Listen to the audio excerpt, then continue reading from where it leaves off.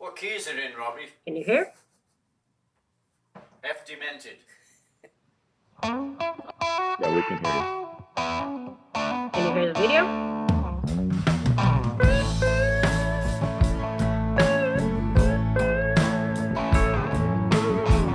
Holy and the Nazareth, I was feeling about half past dead. Just need some place where I can lay my head.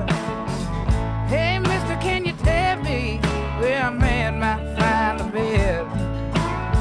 He just grinned and shook my hand. No, what's wrong, he said. Take a load off Fanny. Take a load for free. Take a load off Fanny. Put the load right on me. I see Les enjoying himself. I pick up my bed when looking for a place to hide. When I saw both gone on the double walking side by side. Say, hey, come on, let's go downtown. She said, I gotta go, but my friend can stick around. Take a load of Fanny. Take a load for free. Take a load of Fanny. Put the load right on me.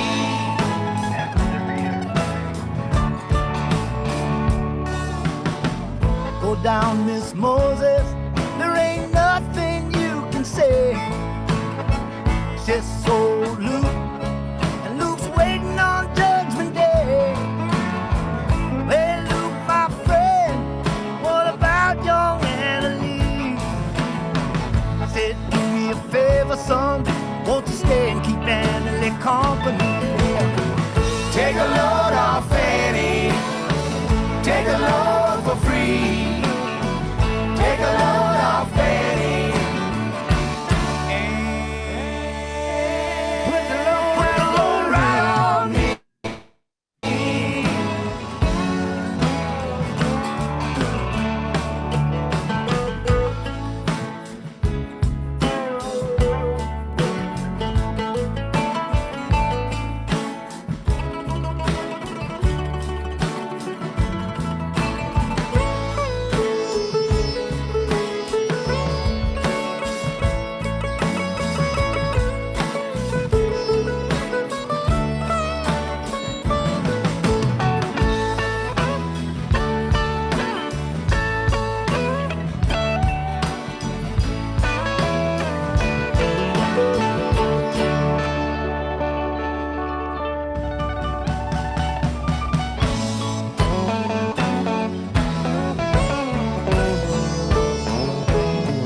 Crazy Chester followed me, and he caught me in the fog.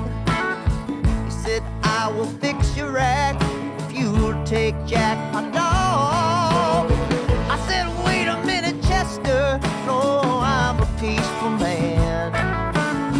He said, that's okay, boy, won't you feed him when you can? Take a load off Fanny. Take a load for free.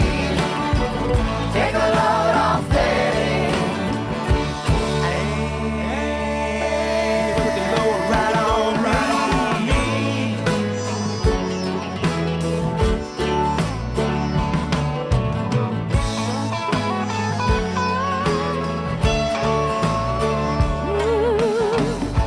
Catch a cannonball now to take me down the line.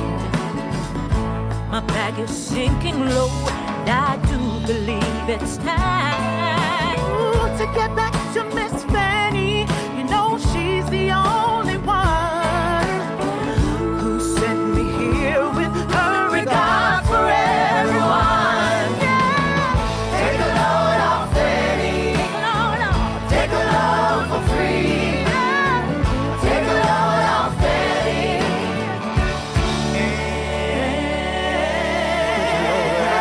Right on me. Oh, yeah.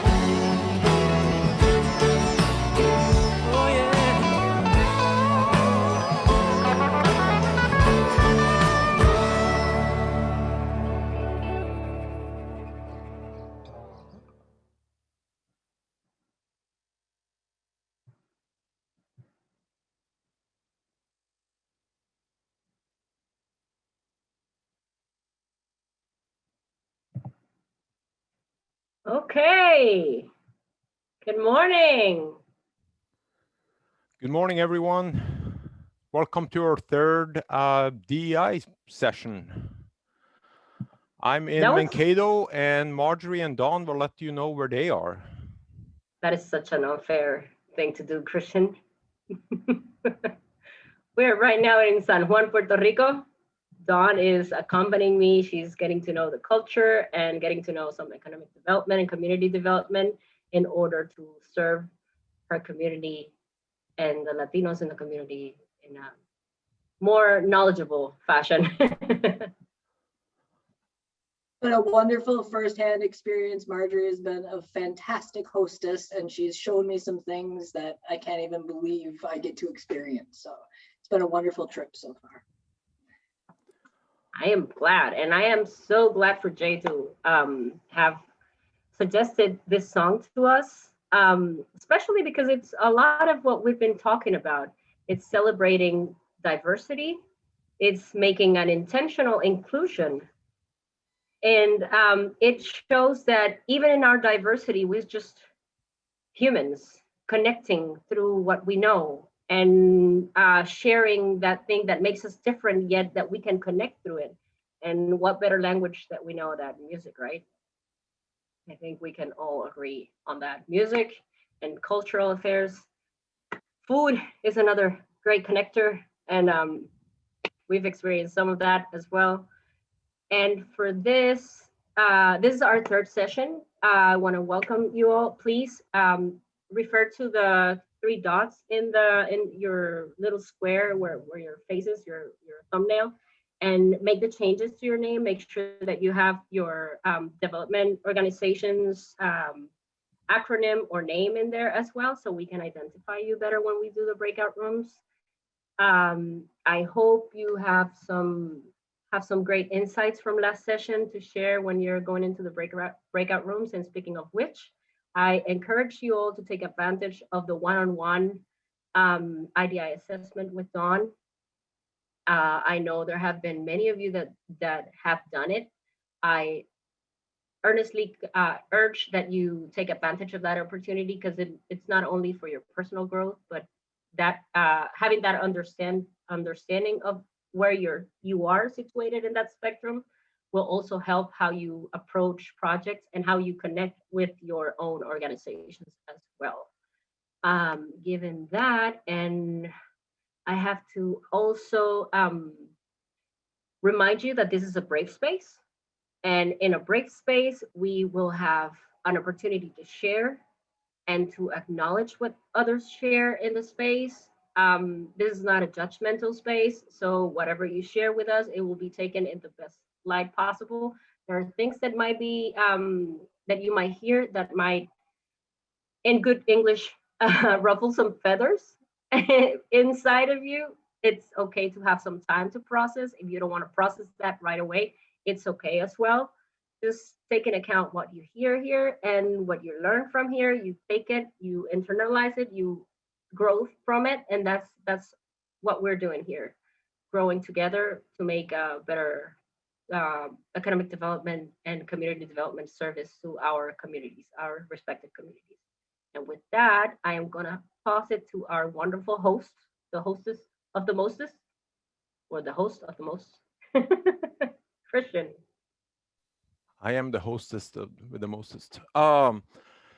Today we have a pretty packed schedule. We will start with a panel discussion. The idea behind this third workshop is stimulating some conversations within each of your respective organizations to think about what would be the role of DEI work as you move forward. We are all facing different contexts in which we operate, and we have different experiences. So we don't believe that this work will look the same everywhere. So in order to stimulate some conversation, we will start the first hour off here in a few minutes with 4 panelists who have various degrees of experience doing this work. I'll introduce them here in a second. The second hour, we will have the one, the only Jane Leonard from Growth and Justice, who really understands the work that our organizations do. And she will share her perspectives on this work, maybe give us some ideas on what's needed, what roles our organizations can play, and maybe what you can do within the organizations to facilitate discussions as we move beyond these 4 workshops. And then the last hour of today is really set aside for you to join your colleagues in the breakout rooms to have a discussion about what you can do within your organization to move forward. And then we will wrap this up around 11:45. And at that point, we will talk about the next steps, preparing for the last session, which will be very interactive, because that's when you, as RDOs, have a chance to report back to us on where you see this work is headed, and discuss in the larger group how we can support one another as we move forward. We don't have much time for an icebreaker, and I would, so unless we have some questions, any concerns before we start, I'll pause for a second. Or any brief announcements as well?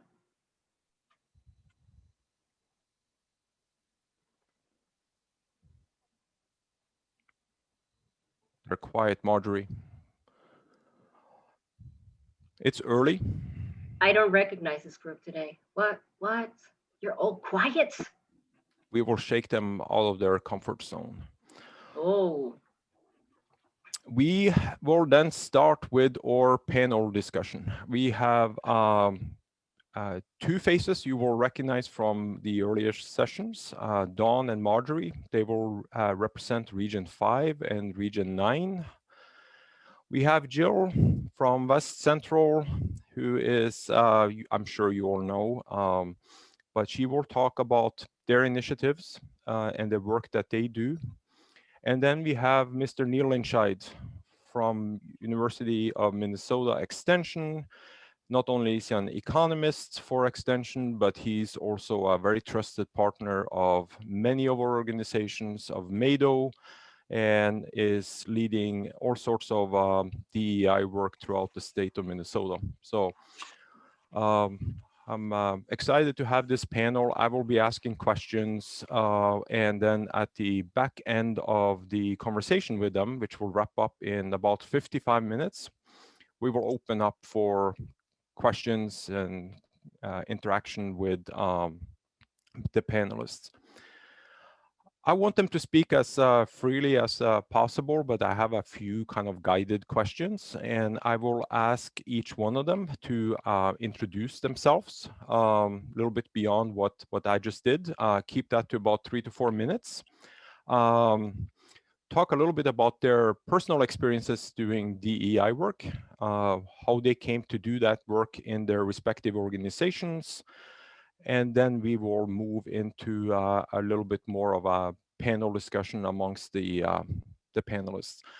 I have selected to start with Jill this morning. Good morning, Jill. Good morning. Thanks for having me. I feel like the little sister at the table with the big kids today. I am the innovation strategist at West Central Initiative. We are half foundation and half planning organization. I sit on the planning side. Our organization came to DEI work through an IDI assessment. We hired a consultant. Wish we'd waited for Dawn, because I'm sure she would have been more fabulous. But we had our board and our staff sit through that IDI, which I can talk a little bit about later. But through that IDI assessment, for me personally, I grew up in Grant County, Minnesota, which I've been told is the only county without a stoplight. So very rural geography, not a lot of racial diversity. So I was a minimalist. I was taught that, you know, there is no race. I don't see people of color. However, I started my career in a community action organization where equity is pretty obvious. When I've met more people of color through my work, through the low income sector and emergency needs and homeless services. I really began to wonder about the broader social cues that was coming from. Why was that? Why was that equity or inequity, excuse me, so obvious? But we also had federal and state systems to help us try and address issues as far as languages that we didn't have when I came to West Central Initiative. So I can talk more about what the work we've done later, but I will pass along to my other panelists. Why don't we go to Neil at this point, and then we'll save the my co-hosts for next. Good morning, Neil. Good morning. Hi, everyone. So nice to see so many folks that I know and a lot of new names too. So welcome to those of you that have just recently joined your organizations. Looking forward to meeting with you and learn about what you're up to. Your question, how did I come to DEI work? I'll say I'm a little embarrassed. I've just been curious about economic development and community development for a long time. And it wasn't something that, was sort of like what motivated me was that curiosity. How can communities grow? What can we do about that? And that curiosity really started to get piqued when I started to ask, well, what are things that we could do? And you start looking at outcomes and you see that, or looking at census data, and you see that, boy, Minnesota is really changing. When I was working in Southwest Minnesota, you could see in the census data that there were less white people and more people of color in the census data, and that had stabilized the population of the region. But at the same time, we also had big job, like people were just thirsty for anyone that would apply to a job, like workforce shortage, and it's still a thing. So it just was like dissonant for me. And then a few years back, there've just been a steady stream of reports saying how important this is. So my intellectual curiosity was really what got me interested. And then I'd say more of my heart got involved when I started to think about people that I knew and understand what it's like for them to move to rural communities. And one story in particular was just talking to my cousin. Tony is, his dad was from Mexico, and his aunt is my aunt, or his mom is my aunt. He just didn't want to come and visit me out in Western Minnesota because he was worried about getting stopped or how people would interact with him. And I can remember very vividly that conversation of him telling me that and thinking that he was wrong, but understanding exactly where he was coming from and having to just deal with that. So since then, I've, it's experiences like that have just added up and made me curious about what we can do and what sort of actions we can take in communities. Thank you, Neil. Let's pass the baton off to Dawn. Hello, everybody. Glad to be here today. Glad to see all your faces again. I work for Region 5 Development Commission, as I'm sure the majority of you know, and I've been there for about 6.5 years. I come from the field of higher education and youth development. I started in youth development with the Extension Service, running the 4-H program here in Crow Wing County, and then moved into higher education for a while. And then when I moved back to Brainerd, I was lucky enough to find my way to our local RDC, which I had never heard of before. So this was just a great, great thing to find. And I'm very grateful to be working for our fellow RDC. And with regards to the DEI work, when we started really looking at, our workforce shortage and looking at our small communities kind of, shrinking and not being able to fill the positions that were available, we thought, well, how can we be that region that folks want to move to? And I know you all are kind of working in those spaces as well. And so we really started with that workforce attraction. How can we we be a welcoming community so that we have a qualified workforce within our region. And as we dug more into that work, you know, like Neil talked about, it just was this path, you know, this weaving path that made you want to work on these equity issues more and more within our rural communities. And I have a similar story to Neil's, is that I'm a part of the Rural Urban Exchange right now. It started in Kentucky and we're trying to replicate it now in Minnesota. And one of the gentlemen that's in my group with me, Dipankar, he runs a theater in Minneapolis. And he shared a story that when he told his fellow theater friends that he was going to be part of this Rural Urban Exchange and that he would be coming out into greater Minnesota, they were concerned for his life. They didn't want him to go. They thought this was a really bad idea. They want to know where he's going to be when he's going out into rural Minnesota. And that shocked me. You know, I know we have our issues out in Minnesota, but to have someone say that they fear for their life to come out into greater Minnesota was just kind of, I mean, it was shocking. And so that made me even want to dig in more to this work. You know, what can we be doing as rural communities to ensure that we're welcoming to folks that haven't typically been in our rural communities, and how can we make sure from an economic development standpoint that they're able to be contributing members to our rural communities as well in ways that they would like to be. So that led us more and more into the work that we're doing today. So yeah, I think that's about it. Thank you, Dawn. And last but not least, Marjorie. Hola. Hola. I have to make a correction, Jill. I am the baby sister, learning from all the big brothers and sisters in this panel, I have to say. Well, I come from the communications, arts, and community outreach world. I've had over 15 years of experience in my field. And when the opportunity, I am diversity. I've been diversity my whole life. I've lived of being diversity, not only in the States, but in my own home in Puerto Rico. And Dawn experienced some of that diversity that I am speaking of yesterday. And so when the opportunity came up through Nicole, our fierce R9 leader, their intentions were clear that we needed to make the right changes in order to serve better as an economic and community development organization to our communities because of that demographic that Neil speaks about and because of the events that have been happening through history. And we as public servants, because that's what we all are. We are of service of the public, the people. We have to take in account the changes, and we have to be intentional about it. And that's what Region 9 did when they decided to bring me on board. Once I moved in, I have to say, I myself had some fears about moving in, but I took on the challenge.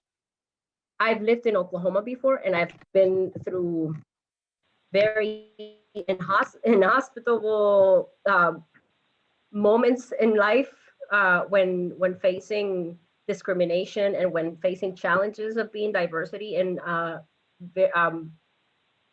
non-diverse community. And I know what it needs to happen in order to be welcoming, and I know what it takes in order to shake off some of the old beliefs and to change them in a positive light, not assimilating anyone and not changing the core of whomever is, but through education and through action, letting people understand why the importance of diversity and the importance of inclusion, and especially through the light of the lens of an economic development standpoint. If we all grow as a community, our hold on, I am putting someone on mute here. I'm trying, I can't. As a community, if the diverse population as well as the dominant culture grows as a community in a cohesiveness, we all grow. Our economic drive and forces move on forward and we develop into the country that we envision, because I believe no one envisions a country in a divisive manner or in a stuck standpoint, right? So when this challenge happened, I moved on forward and I said, yes, boss, let's do it. So that's why I'm here. Well, thanks to everyone for being willing to serve on this panel. I see Neil posted a link there. I encourage you to check out our chat box as we're moving along to see some of the resources that are posted. And I appreciate Nancy posting a comment. So keep an eye on the chat and we will try to address them. I encourage the panelists to look at some of the comments and questions being posted. And I don't want this to be a very formal panel. I want folks to be able to chime in, but we will address some of your questions at during the last 15-20 minutes. I do have a question for each of the panelists, and you can certainly chime in as you see fit. For those of us who are new to this work, and that certainly includes myself, I can really appreciate Neil's comment about you know, some of this starting with curiosity. The data tells us that this is a big need, as we talked about during the first session.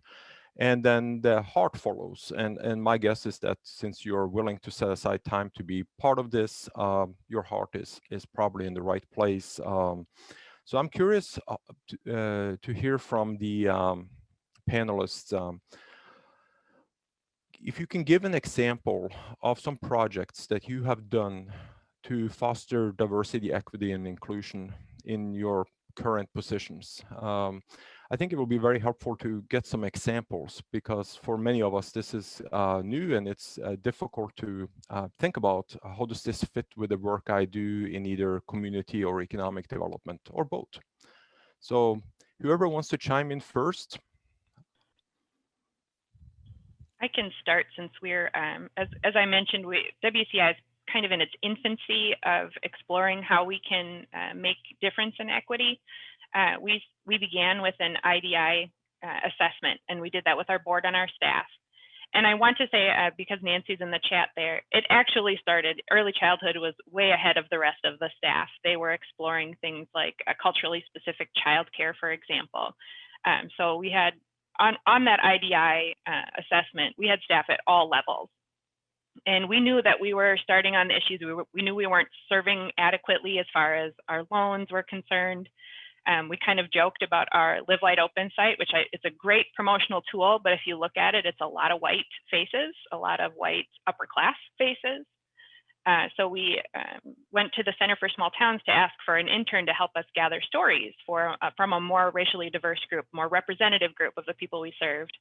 And I remember the staff member saying, "And what if the stories you get aren't as positive?" And I thought, well, that just can't be, because I'm Pollyanna and life is perfect and racism doesn't exist, right?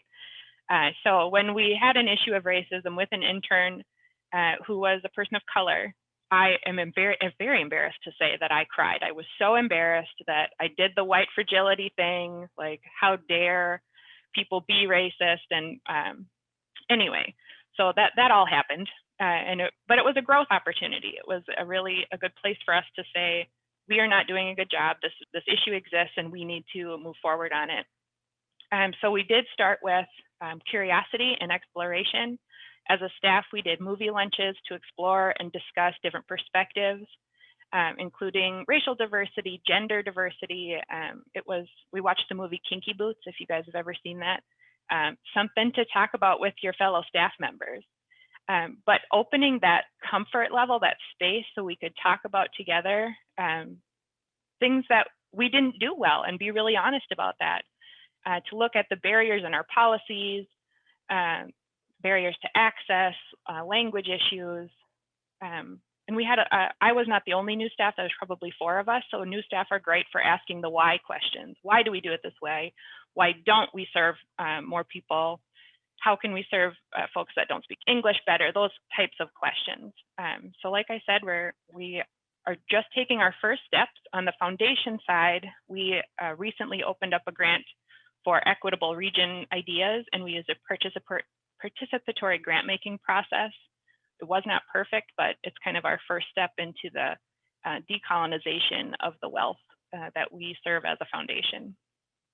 And in our planning practices, we've always talked about equity, but we're really going to push a little bit harder on that. In our transportation planning specifically, we had an artist create us a toolkit to talk with younger kids about safe routes to school. The artist was very deliberate about including people, they're animals actually, they're not people at all, they're animals. So there's an animal from another country, there's an animal that has a wheelchair, so that we could talk about those issues without putting those people under the microscope and making it easier to talk about the fact that there may only be one person, but you never know who's coming or what steps we could take now to make sure that we are being welcoming and accessible in all forms. I'm willing to go next. I just noticed that my internet is unstable, so hopefully that doesn't keep happening. Similar to West Central Initiative, we as a regional development organization did the IDI as well first. Internally, we did it with our commissioners and we did it with our staff, just to kind of get a baseline and get the conversation started. But really, we started the DEI work even before we did that IDI, but I don't think we had called it that. You know, we really were working with arts and food, with our local growers, with our local makers, to create that cultural environment where everyone was able to participate. And I know a lot of you here today know about the Sprout Growers and Makers Marketplace in Little Falls. That was a place where I think we started out thinking about local foods and artists and the creative sector, but what that did was that exposed us and invited folks from a variety of cultures throughout our whole region that we just really weren't aware of that were there, you know. And so having a place like Sprout where folks were able to enter into a safe space, enter into a place of curiosity, and experience different cultures through, like Marjorie talked about, through food and music and those places where we can really easily come together and connect. And then that work with Sprout just kind of launched us off into how else can we start to weave some of these welcoming vibes that we were feeling at the Sprout Marketplace throughout the rest of our region. We started our Welcoming Community program shortly after that, with some funding from Blandon, Northwest Area Foundation, McKnight Foundation. Currently, I am overseeing 8 different welcoming community advocacy groups in our region. And those are in 8 different communities around, and they're all focusing on different things. Like Christian mentioned at the beginning, you know, when you're working in this DEI space, it doesn't look the same for every single city, every single county, every single region. And so we did find that we needed to kind of meet people where they're at, and help them, you know, grow from there. And so the Welcoming Community Advocacy Groups are part of what we're doing. We work a lot with our local growers and artists to do different CSAs, Community Sustainable Agriculture Shares, so we're able to reach populations that we maybe wouldn't have been normally able to work with, like the Amish community, like the Leech Lake Band. We're working with their Boys and Girls Club right now to get food to them through our RX-CSAs. We work with veterans to get them engaged as well within our Welcoming Communities program. Trying to think, there's just so many different aspects to what we're doing. And then I think some of the, sorry, I'm just trying to say too much at once. I knew this was going to happen to me. But with the IDI too, I think, you know, we've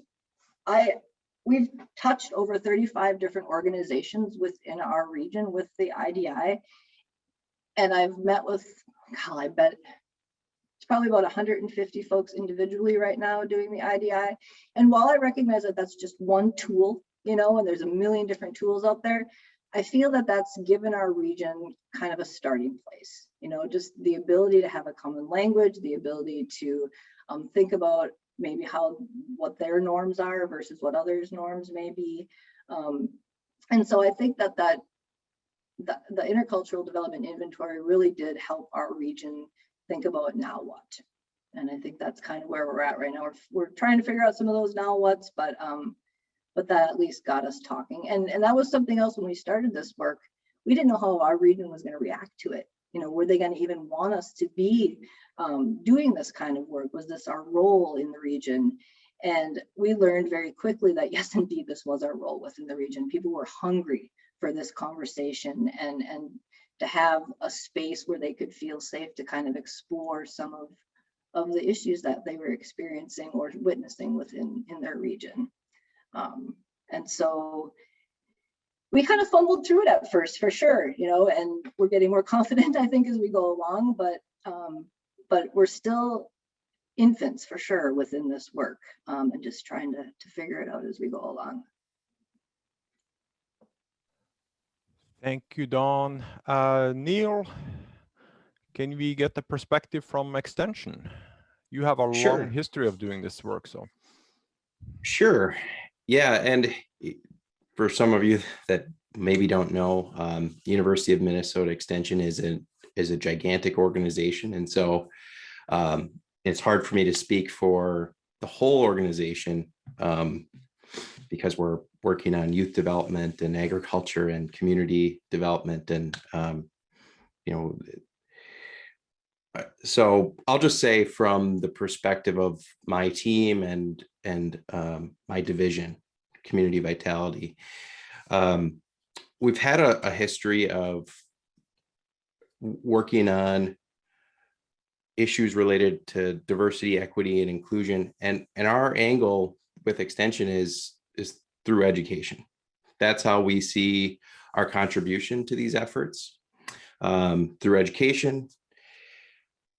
I think in the past few years, that educational commitment has continued, but my colleagues and I have also seen, and I've seen firsthand, the importance of being a contributor and helping to weave the networks of groups in the region. So I know in a project we're working on with Christian and Marjorie, Zoe, and Nicole, and the other staff at Region 9, they're here, also called the Welcoming Communities Project. So, you know, I think we might need to get more creative in what we name these things, Dawn, you know,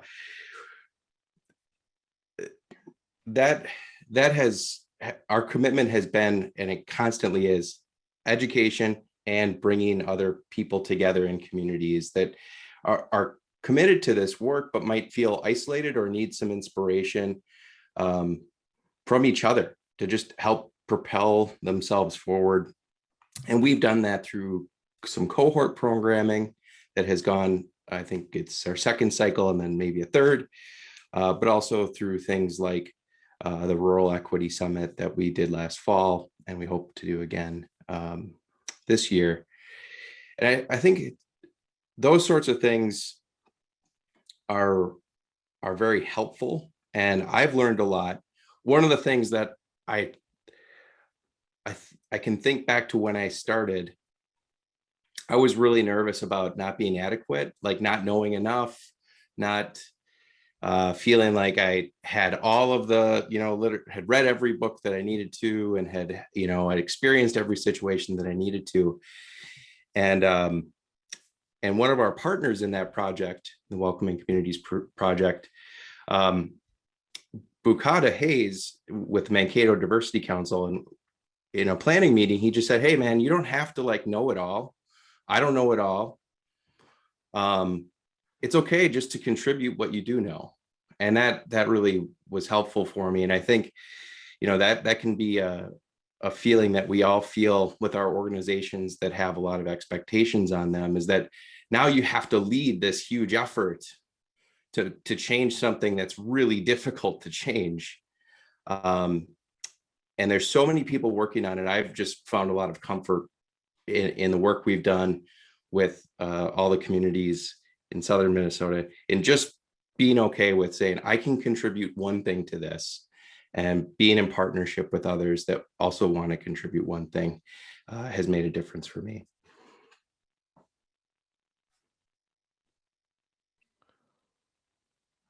That's wonderful. Marjorie, I'll turn it to you.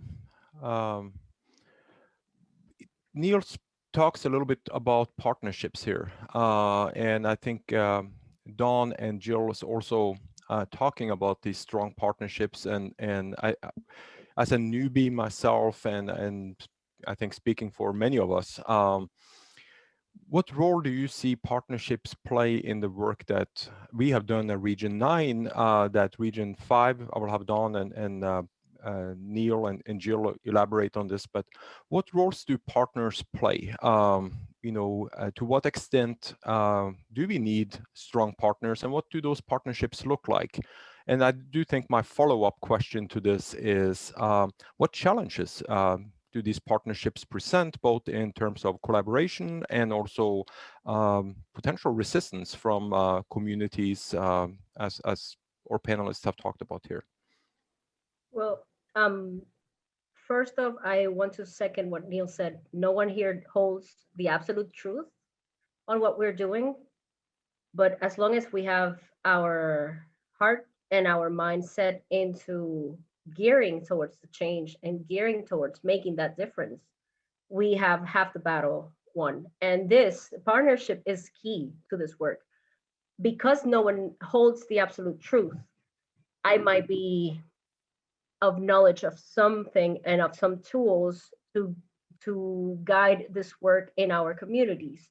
But if it wasn't for the efforts of Neil or Greater Diversity Council, or the other partners that we hold, like Jane Leonard, it's another of our partners here, we couldn't effectively affect the communities and get the message across. So partnership is key to making this work intentional and moving it forward, not only from the idea, but from the idea into education, and from the education translating it into action.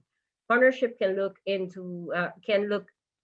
differently across the board. I mean, we got partners that are mainly funders, economic partners, but we also have partners that are masters in how to reach out, approach, and educate the community, such as UMF Extension.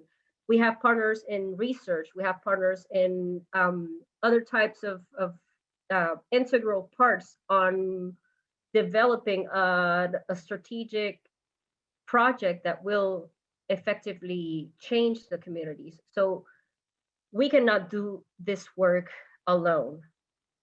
If you think that you can be have the Jesus complex and be the savior of this topic, let me tell you something. I'm gonna give you a reality check. It's not. You cannot do this by yourself, and that's why this meeting is so important. These forums are so important, because each and every one of these thumbnails, the people in these thumbnails, are your future partners. It doesn't matter if they're from a different RDC or not. These everyone that is here has some idea, has some key elements, some knowledge that will help you unlock that thing that gets you stuck, and that it might be something personal. It might be something in that you're dealing with projects that you cannot see the light. Sometimes we're so close to a project that we need a set fresh of eyes to see, hey, no, maybe you could approach community this way, or maybe you could revise the project through this data.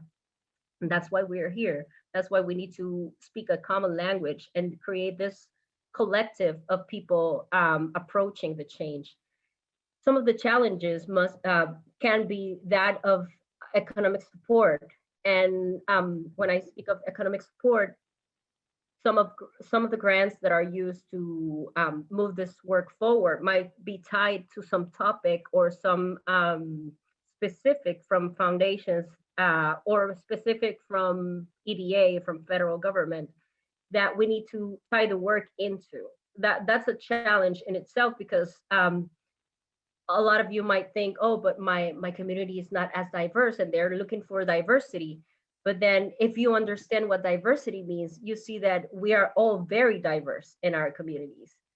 And if you cannot look at diversity in that lens, then you have the other partners that are here, gather here, and have a common language, and you can consult with them and then re-strategize how you approach these grants.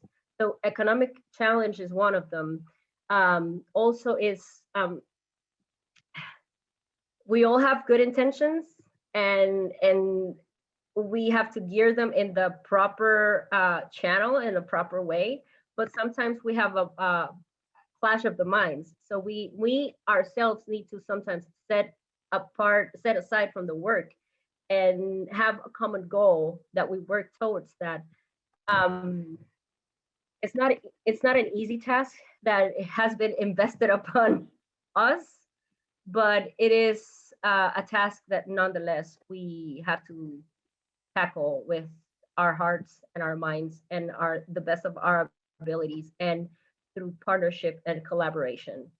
There's nothing that can be efficiently built if it's not through collaboration.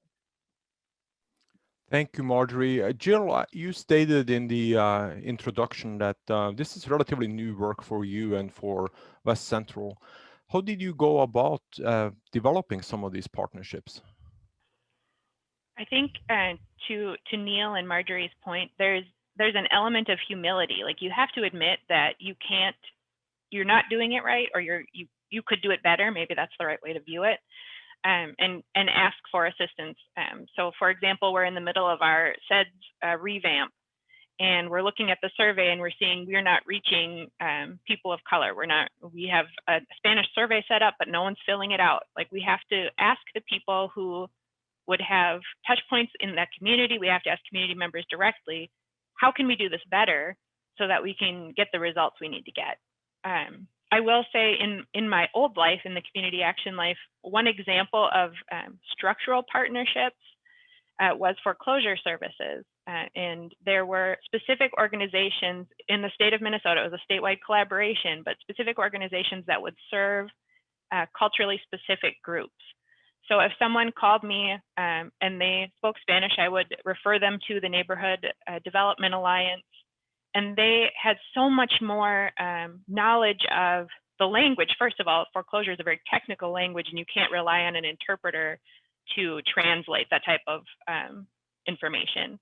And they also knew that cultural background and how to communicate that better, and then how to work with us to make sure we could get the resources to that person that they needed. So I think it starts on that personal level. In my experience, the one-on-one, the being human, and then later, like, working in the bureaucracy part of that with contracts and MOU and procedure. But that's just my opinion. Someone else talk. Well, this is wonderful, Jill. I'm curious. We talked about developing these partnerships, and we can't do this alone. And this is not easy work. This is something we have to work with partners and with communities.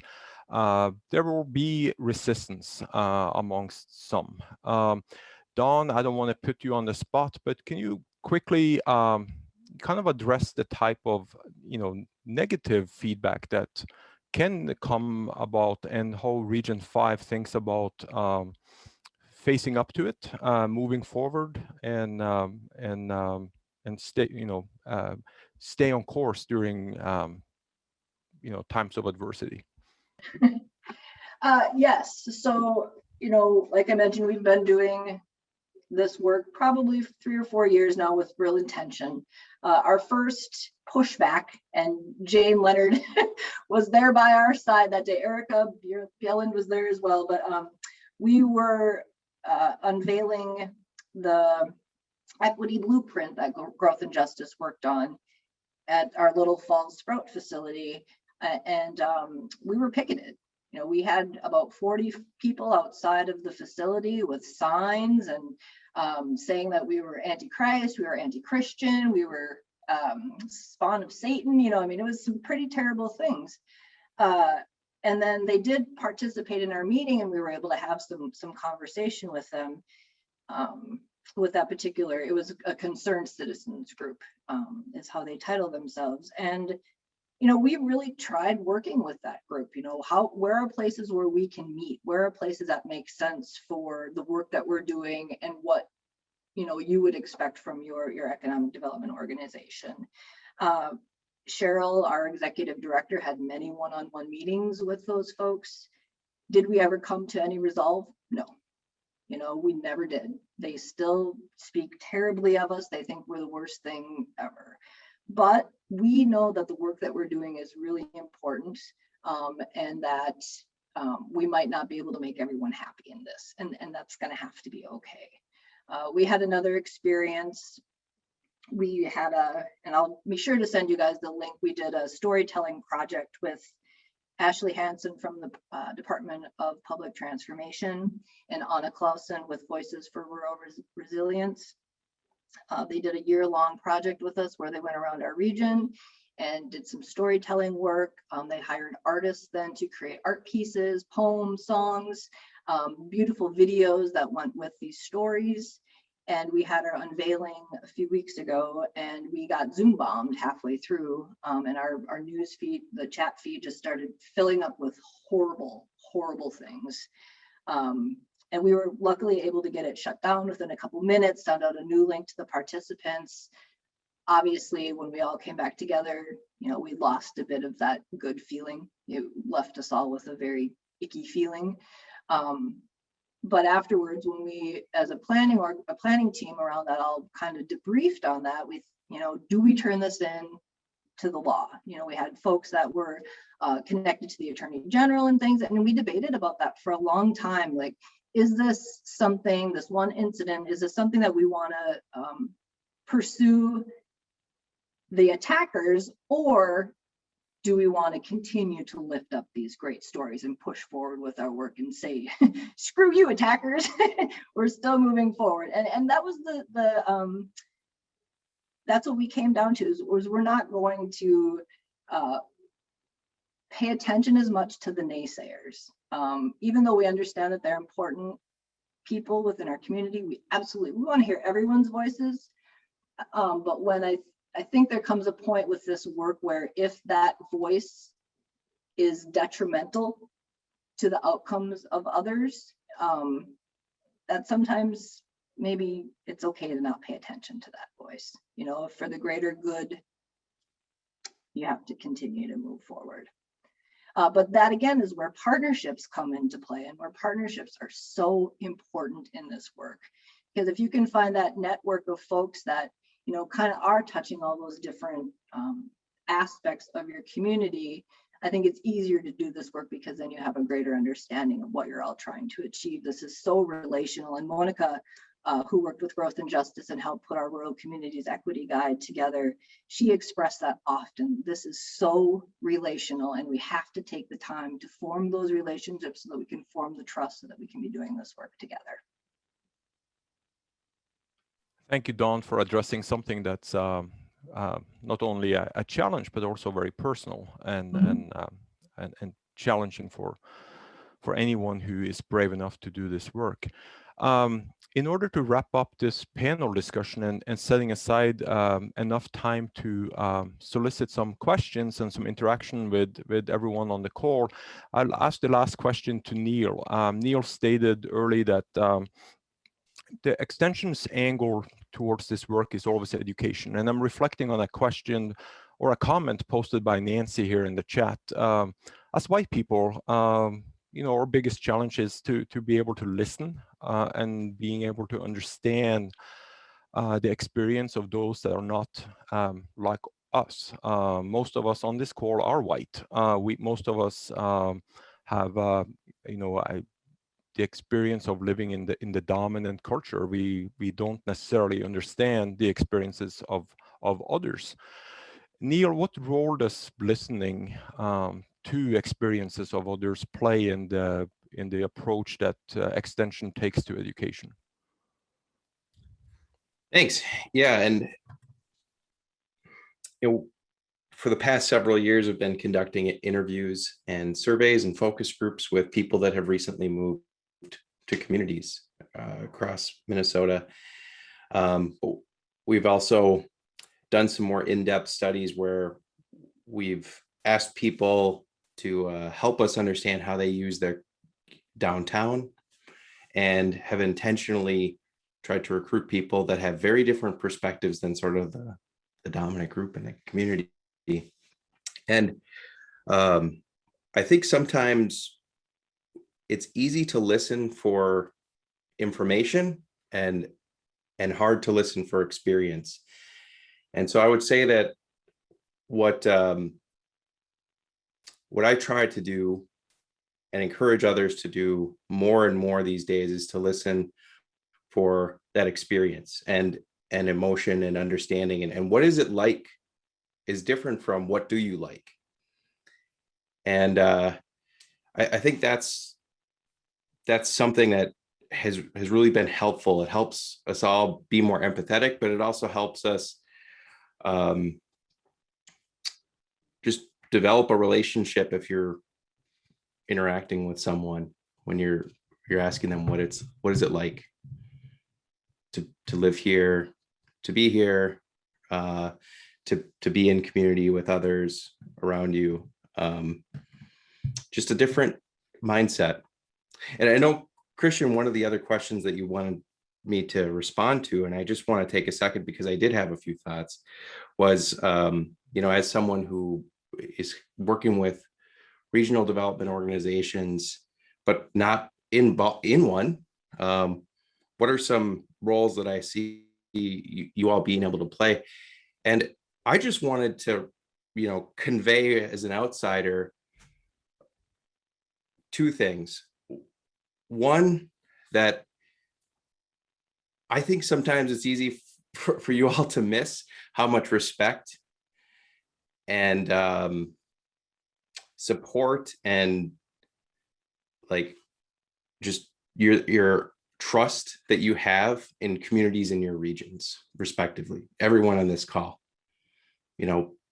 people, when I interact with our shared partners in communities, they talk about the work that you do.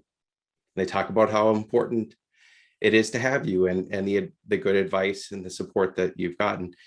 And I think that when you are advocating for equity, you're also bringing that respect and trust to the table, and people will listen to you. Not everyone, obviously, but people, they will listen to you, and they'll appreciate that you're helping them unweave a very difficult and challenging topic for them. The other thing is that your organizations get to see what's happening in a lot of communities. And I think that allows you to share great stories and continue to help others see what's happening just down the road when, the people that live in one community might not be able to see that. But also to scale things that you're hearing over and over again about what works, what could we try, and bring in those partners that maybe they don't see themselves as economic development folks, but because you're working on regional childcare initiatives, you've gotten to know people that are immigrant advocates. And what I'm saying is that your organizations have the ability to weave things together and scale in your region in a really unique way that not everyone can. So that wasn't all related to your question, Christian, about listening, but I hope that you see the respect and the standing and the trust that you have as an asset that you can bring to this work, and that your ability to scale and weave together good ideas is critical and needed. Thank you, Neil. That's really helpful. I'm going to kick off the open mic part here at the end. We have about 10 minutes left, and then we'll take a quick break. But I'm going to ask a question for the sake of time that Rick posted. Can one of you, if not a couple, maybe give examples of who and what organizations could be possible partners to align with? I think that's a very, very good question. I'm going to be one of those people that answers the question without an answer at first, but I'll get there, I promise. So don't judge me yet. West Central Initiative took on the Sustainable Development Goals as a way to communicate with our region about our commonality. Like, I don't think any human on the planet would outright say that they don't care that people are hungry, right? They all want to do that. And so like focusing on that common goal rather than who's doing the work already helped us to initiate conversations with entities we didn't expect. So we had a conversation about access to education a couple of weeks ago related to our SEDS work. And we had folks from all walks of life that were interested in the economic impacts of education, the social quality of life issues related to education.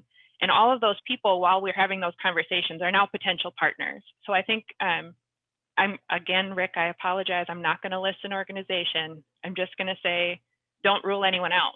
Start with what you could possibly do together and what common goals you have.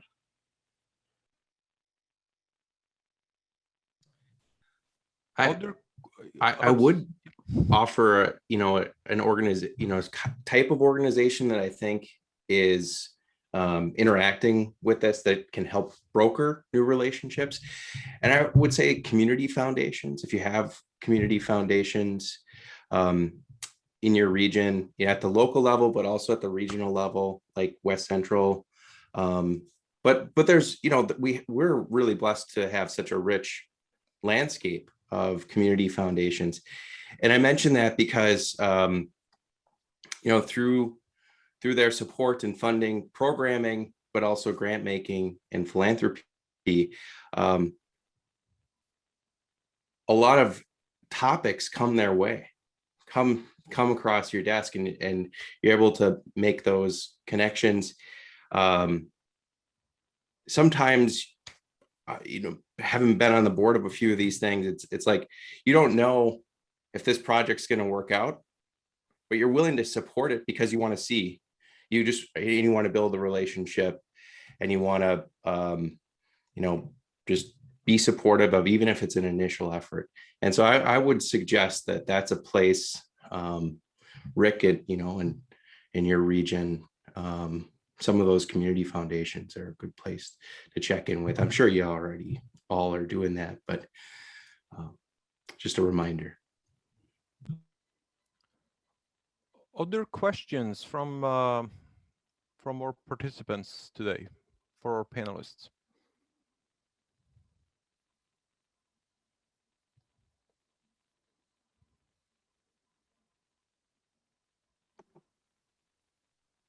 I guess I would like to just mention one thing while people are thinking of questions. Just this work is slow work, and things don't happen quickly by any means. And so I think when RDCs are considering, where can this fit in to the work that you're doing in economic development and community development, to remember too that if this is something you want to start dipping your toe into and paying attention more, it's you kind of have to be in it for the long haul, and you have to kind of be ready for that. It is very relational. It's very much building trust. It's about finding those community partners that are willing to go along with you. Like I mentioned, when we first started this work, we didn't know how our community would react. We started out by offering 20 group IDIs. Who wants to do this? And we didn't know if we'd hear crickets, chirping.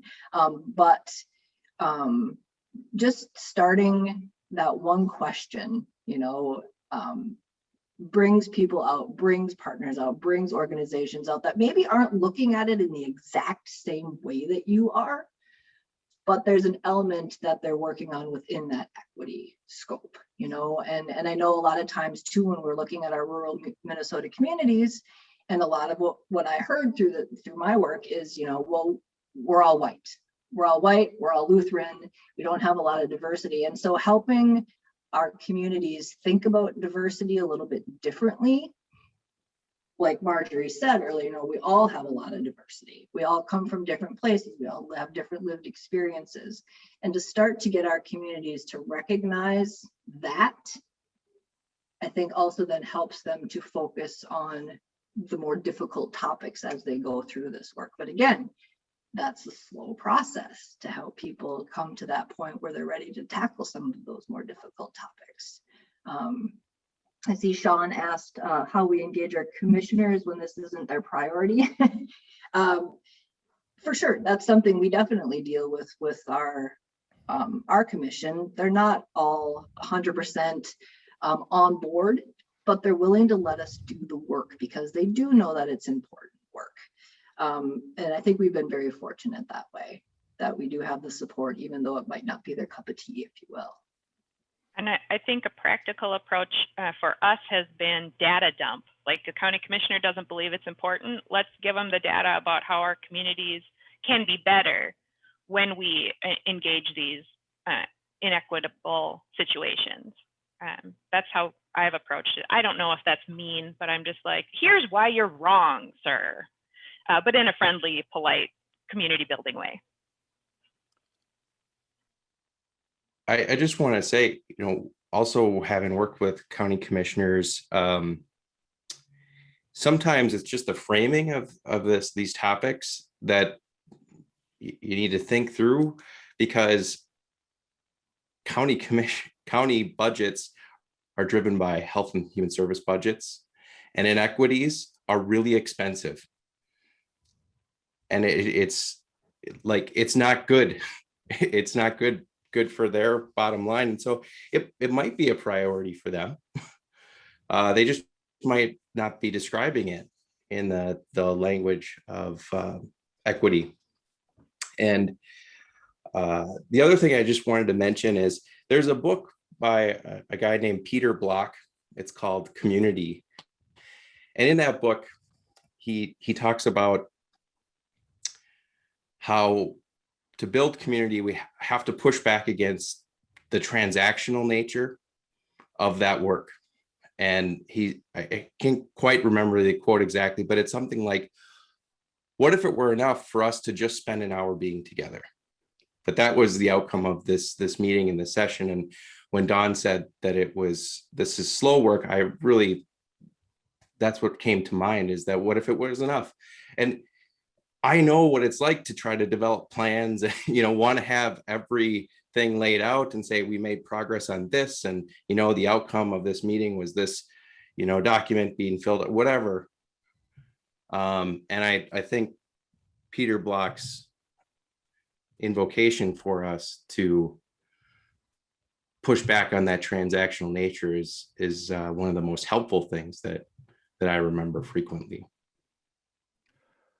I completely agree with you, Neil. I know that just in this last year, I've had an opportunity to participate in a variety of different equity workshops and different learnings from other cultures. And the same kind of message I heard from other cultures over and over again was taking that time to connect with each other, taking that time to talk and have your boxes being checked at every second that you're together. And so I made one of my New Year's resolutions this year that I would take 15 minutes at the beginning of meetings to check in with people, to find, I know not everybody's a huge icebreaker fan, but how are we supposed to learn about each other and connect with each other and build that trust unless we take that time to ask those kind of icebreaker questions and get to know each other, and that it's okay, and that is checking a box. Building a relationship is checking a box for our future work together. So we I think need to, especially in Western society and how we think about work, we pull out our agenda and get to work because we have the next meeting to go to right after this. We have to slow that down a little bit, I think, if we really want to be effective in this kind of work. Thank you to all of you. We have two great questions from Christy and Karen. One pertains to arts, the other one, the role that the technical schools can play as partners.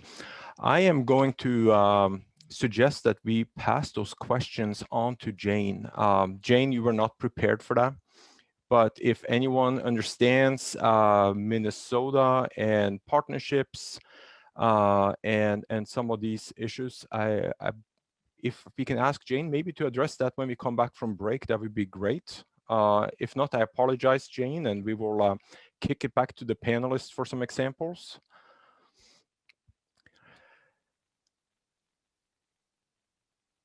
Hey, Christian, it's Jane. I'm just looking. Is the question in the chat? They are in the chat. So the question from all those, Christy. Yep. And I see another one possibly popping up here, and great resources. I just want to make sure everyone has a break before we give Jane the podium. One quick question that came up during these great conversations was, how do we save the chat log? Because folks are posting great resources. Dawn or Marjorie or anyone else, are you familiar with how to save the Yes. chat log? You won't need to save it because Heather is recording this session. The chat box will be recorded as well. Fantastic. And I would suggest, if you want to save it, wait until the very end, because if you save it now, it's just you'll be missing information. But when you go to the chat box, and this is not only for this one, but for other meetings that you're in and you want to save it, when you go into the chat box, you'll see that where you write the message, you'll see where you're writing it to, who you're writing it to send a file, and the 3 dots. You click on those 3 dots, and the first option that will show is Save Chat. So there you go. You save it there, and you choose in the computer where you want to save it, and that's about it. Wonderful. Thank you, Marjorie. Thanks to all. It's 10:13. Let's take a 5-minute break, and we will resume at, 5-minute break, and we'll resume at 10:18. Jane, if you want to stay on for a second, you and I can chat a little. Sure. And the rest of you, I will see you in 5 minutes. Good morning, Jane. How are you? I'm good. I've been listening and taking notes and making a few changes in my presentation. So, did we throw you off? No, not at all. Actually, I was actually like, okay, yep, covered that. Good.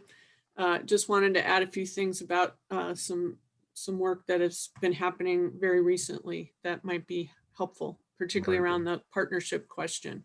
Yeah. So, Oh, that's great. That's great. I figured the 2 questions that popped up in terms of technical schools working with institutions of higher ed and maybe arts. I think that would be kind of an interesting reflection. But we can also save it for the back end if follow up the conversation, because the last hour each audio will break, and they will go into discussions like within the organization to talk about, what should we think about before our last session in a couple of weeks, and what is the role that we play moving forward. And I could see the questions of those partnerships and potentially arts coming up in some.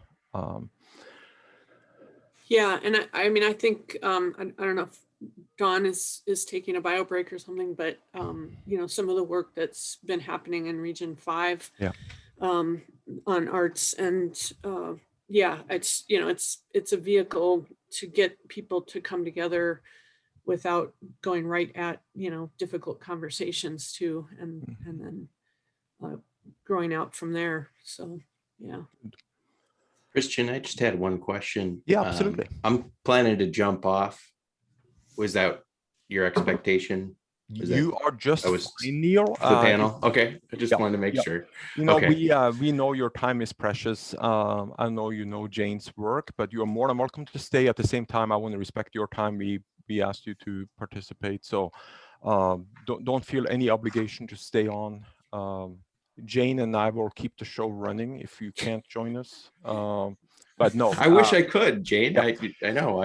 I know you're gonna see some different things from me, but hey, that's all right.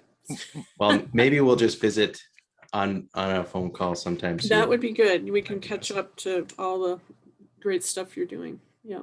And Neil, something tells me, Neil, that a lot of these organizations will probably be in touch, because those of us that do work closely with Extension, we will continue to sing your praises. So there will be no shortage of work, I think, coming from MADO.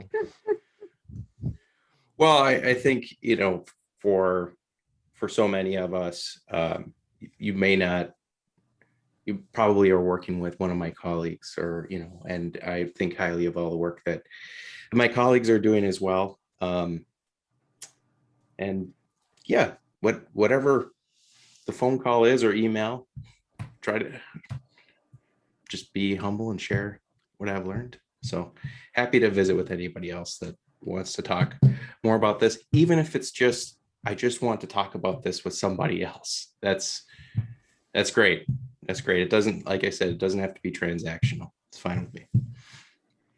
So, Appreciate well, thanks, it, Neil. everyone. I'll see Thank you for your time. Good to see you, Neil. Jane, do you need a break before we resume? You know, I'm gonna go quick, do a little bio break. Yep.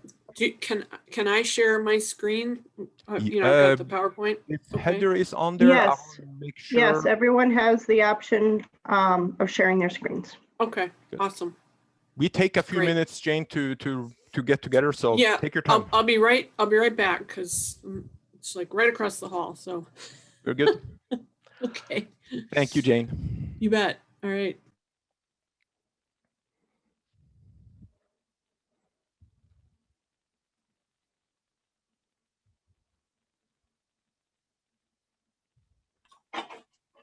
How's it going, Christian?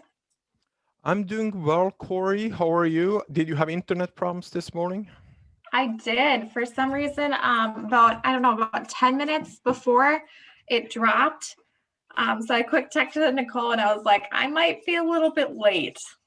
But I got it running. You So weren't that late. You came in before we started the panel, right? yes, yeah, Yeah. I did, I was happy. I was worried I was gonna miss a bunch of stuff. So Yeah. I'm in the office today. oh my goodness, look at you. I know I had to ask for directions, but I found the office. I put a shirt on today. I have a headset. I look official. I'm gonna just let Camilla join us from Colombia. Here we go. Admit. Christian, I was telling Nicole, you're a wonderful moderator. You've got such a soothing voice. I'll be applying for a second career as a talk show. You could be the next presidential moderator. How about that? That's right. I'll keep him from throwing chairs at one another. I'm prepping him. Yep. I know. All I've learned about broadcasting comes from Marjorie. So no, it's an easy job when you have very talented moderator. If only you could be like the tech support when I call places to talk about my router not working. Well, you know, so I definitely think you could have a side hustle. You know, it's an easy job when you have very talented people to ask questions. Yes, I was a little nervous this morning, but I'm like, well, look at my panel and my keynote speaker. How can this go wrong? Well, I can give you a few samples of how. How are we doing on the regathering? It's 10:20. There's some empty backdrops I see, so let's give them a couple of minutes. I got some music. Play the music, Marjorie. People might be waiting for you to start, Christian. I turned my screen off and I left it. I'm working until you come back on. So other people might be doing the same thing. They're probably here. I'm gonna play some music. Play some music and then we'll transition back.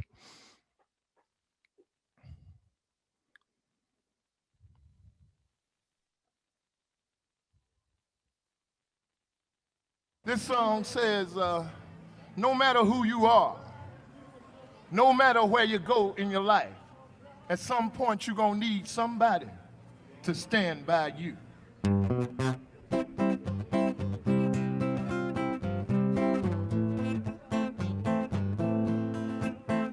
Oh yeah, oh my darling, stand by me.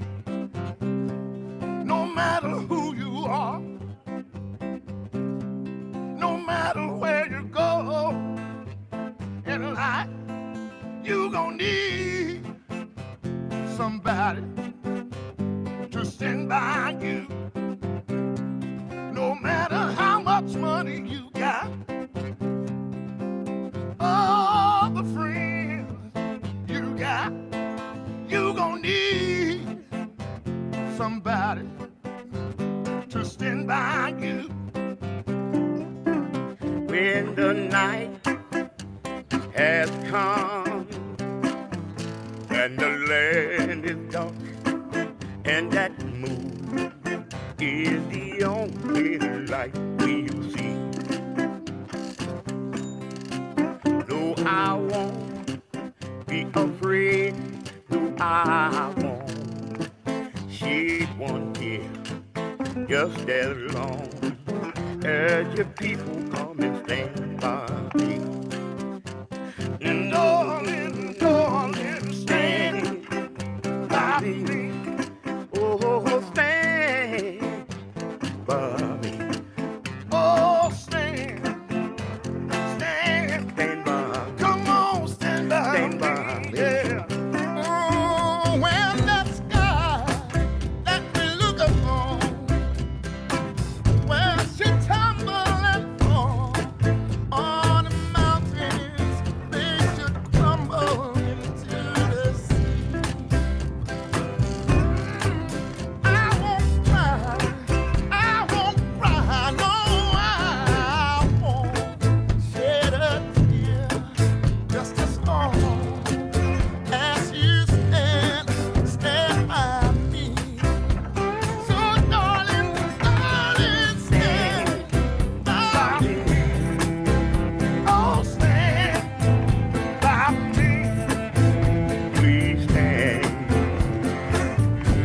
by me. Stand by me. And darling, darling, stand by me. Oh, stand by me. Please stand by me. Stand by me. Oh, baby, baby.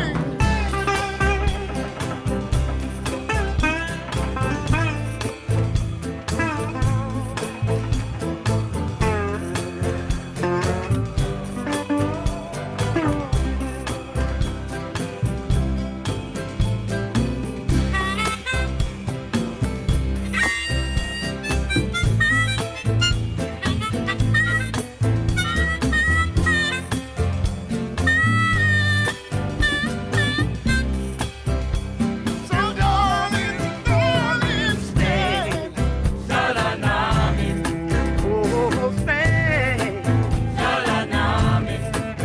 Oh, stand. Oh, stand. Stand by me. Come on, stand by me. Stand. Oh, won't you stand? Oh, stand. Stand by. Come on, stand by me. When the night has come and the land is dark, and the moon is the only light we'll see. I won't be afraid. I won't be afraid. Not as long as you, yeah, stand by me. Hey, yeah.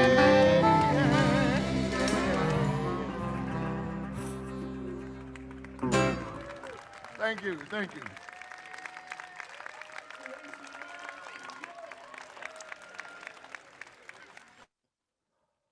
All right, and with that, I'd like to introduce our speaker for today, someone who's definitely stood by Region 9 and continues to stand by the work we do at MADO.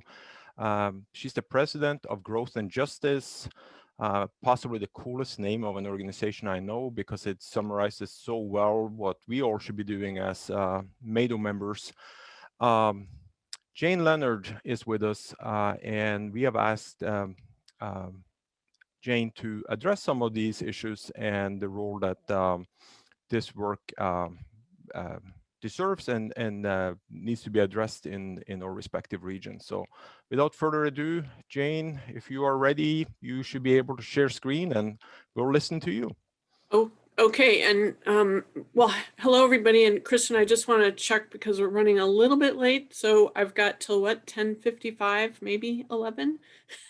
We'll push it till shortly after 11 if you can stay with us. Okay, yeah, and just know that I'm going to run through a couple, quite a few slides, but I may skip over some stuff. I've got so much I want to share with you all. I think as our other speakers did, I want to start out before I go to my slides by just telling you a little bit about where I come from with this work. And some of you who I was able to speak to in Region 9 2 years ago, I think, at the Rural Equity Summit, know a little bit more of my background. I am someone who's worked in community and economic development and rural development in particular for 40 years. I'm ever since I was 12. No, I'm and I am someone who fiercely loves rural Minnesota, greater Minnesota. I was raised some of the years of my childhood on our family farm in central Minnesota. There in Bob Voss's district, the region around Mora, I could not work in rural Minnesota for the reason that I'm gay, and as some people have said, it was in some regards a scary thing for me to be there, to be out. And so I've spent my life working in both urban and rural places, but driven by that desire to advocate for rural areas, but not always be able to live there. My first job out of college actually was in Ada, Minnesota, at the Norman County Index. I was a journalism major in school. And I realized back in 1980 that I could not live as who I was in those communities. And so it was very painful, but there it is. And so I've had this really interesting life of urban rural work and work recognizing how people are marginalized for various reasons. And of course, this past year has been compelling for all of us in terms of racial injustice in particular. So I just want to set that stage. I love Minnesota immensely. I love our farm. But we have a lot of work to do. So I'm going to start out with my slideshow here, and we'll run through it as quickly as possible. And please post questions in the chat or comments. And let's see, I need to do my screen share, so hold on. I got to tell you guys, I'm nervous actually about talking with you because I love the regional development organizations, and I'll tell you why in just a minute. Hang on. You'd think I'd be a master at this after a year of doing it, but okay, here we go. All right, share. All right, can you guys see that? Heads up, yeah, looking like it's working. All right, good. And I've got to get myself out of the way so I can see it. So a while ago, Dawn had asked me to talk about the DEI framework and planning. My first job actually in state government was with the state planning agency. So I know a little bit, enough to be dangerous about planning.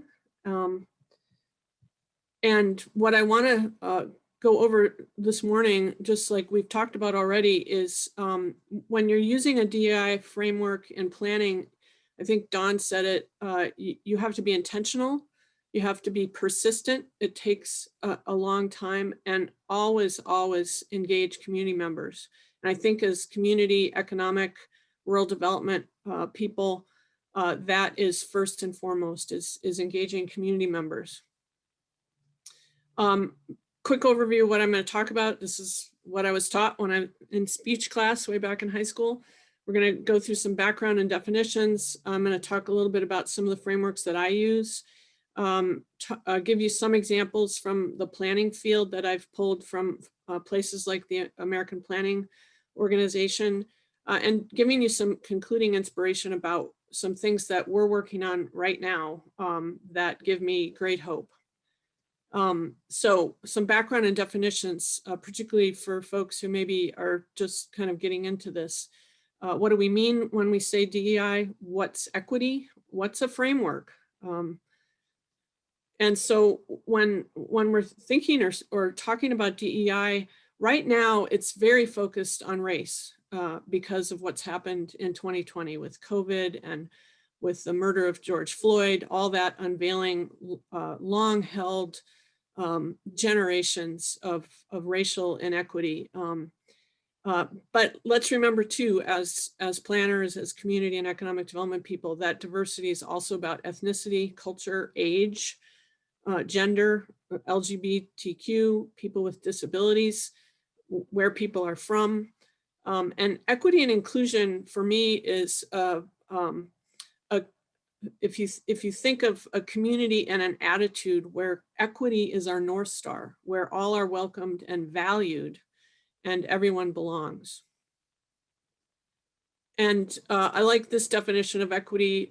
Some of you have heard me share this before, but this is from Minnesota's Tomorrow. Equity is the superior growth model from the 2014 Policy Link report on Minnesota and how we can use equity as a growth model. I think, MZ, you talked about that of diversity it enriches us and it grows prosperity for all.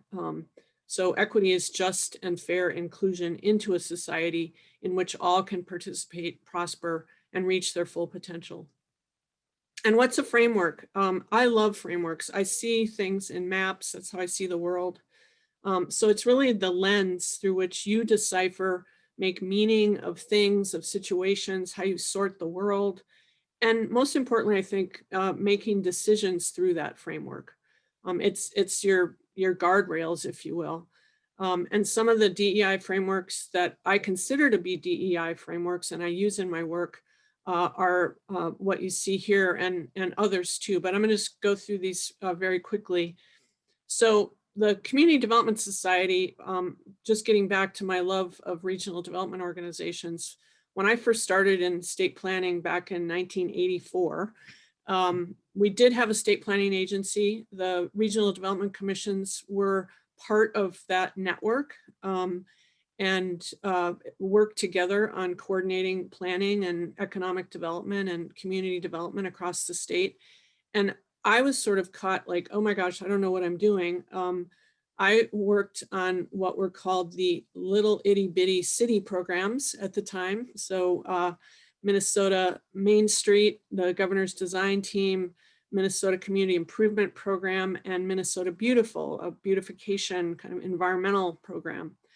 And I found the Community Development Society because we were judging other communities on their community improvements across the Midwest, and other states came and helped review our work here. And one of the folks there was a member of the Community Development Society. And I found that a lot of extension people like Neil and others were also members of this society. And they had principles of good practice, which to this day, and this was started in 1969, to this day help guide me in my work. And you can see that it is very much about promoting engagement, incorporating the diverse interests and cultures of a community, and working to actively enhance the leadership capacity of community members, and then being open to the full range of action strategies. So that's guided me for, well, almost 40 years. Another thing is the Rockefeller Foundation's inclusive economy indicators. And I know that regional development organizations really love indicators, and working on the dashboard with you has been great. So along about 2016, Rockefeller Foundation came out with these inclusive economy indicators. and basically saying that an inclusive economy is one in which there is expanded opportunity for more broadly shared prosperity, especially for those facing the greatest barriers to advancing their well-being. And they even provided pages and pages of indicators, things that we could be looking at to watch for the outcomes we were hoping for. Another one that many of you are familiar with more recently is the Minnesota Equity Blueprint. Thank you so much for all of you who have been a part of co-creating this. It was a labor of love across the rural-urban spectrum. Took 2 years of research. As Dawn said, back about June, I think that was 2018, June, right? Or Dawn, that we had picketers when we were unveiling the economic development chapter, and who knew that economic development was so controversial, but hey, there it is. And even before that, we had people taping our presentations, people we knew that were from organizations that were loosely affiliated or very affiliated with white supremacist organizations. So it was a big eye-opener that this equity blueprint could cause so much consternation, but to me, it was opening the door to conversation and action. And Don mentioned the Rural Communities Equity Action Guide, something that we've worked on with Region 5 over the last year and a half, just unveiled in January. And in there is an equity analysis, which is a framework, again, for how we can use the equity lens in engaging people and decision-making. And when do you do this kind of analysis? Constantly and intentionally, both equity in the process and equity in hoped for outcomes. And this is just a picture of what's in the guide. There's like 67 pages, I think, right, Angela? I can't remember. But it's very useful, very readable. And there are 6 case studies that Monica Segura-Schwartz worked on from across the state, giving examples of both equity actions that have been long held, such as the Project Fine in Winona, over 30 years old now, right up to new things in Wilmer and Bemidji and elsewhere. There in that booklet too are all sorts of other equity frameworks and action guides. We won't, this is too much on one page here, but if you go to the guide, you can download all of these. They're all URL links. In terms of the planning field itself, I know Dawn had asked me to talk a little bit about comprehensive plans and other things that regional development organizations are always into. And so I'm just going to quickly go through a couple of these and then get to some hopefully inspiring direction going forward. So I dug into a couple of publications to try to find some really recent things, some fascinating stuff in the American Planning Association, both blogs and research journals about equity and the framing with an equity lens, and really looking again in 2020 in particular at historically underserved groups and how, as I think has been discussed in the panel, that there's a lack of trust in government in some of those groups, immigrant groups, others which can make it hard to get their participation in the process. And you know, obviously you want everybody to be in the process, but you particularly want underrepresented groups. You know, planners really are key in working with community residents and play a crucial role in achieving equitable public engagement. I mean, you guys are leaders in that.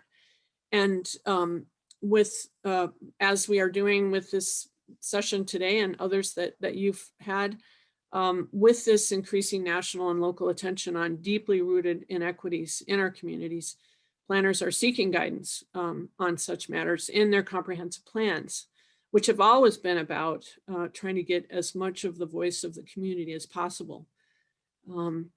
So this one article I found was actually a toolkit to integrate health and equity into comprehensive plans. And you can see the citation here using the Sustaining Places Best Practices for Comprehensive Plans frameworks.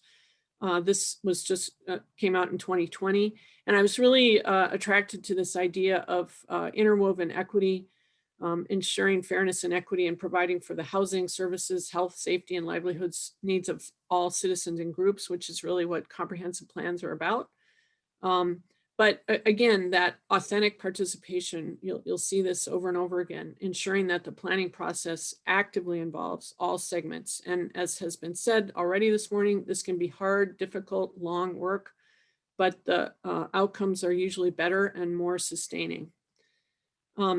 This is an example from an Australian group doing a planning framework for equity in public health practice. And again, I'm just focusing on at the center is engaging stakeholders.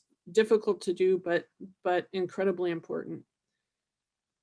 And they have a great list of why that's important. And I think one of the things that I have noticed in a lot of my work, particularly over the last 10, 20 years, is how complex things have become.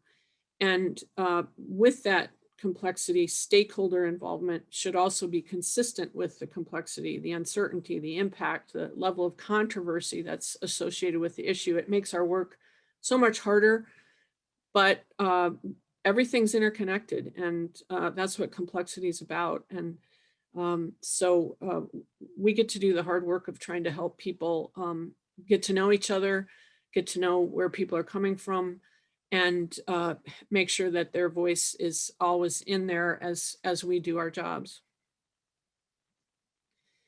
And that's not always happened historically. You know, the issue of redlining, you've heard a lot about this again in 2020.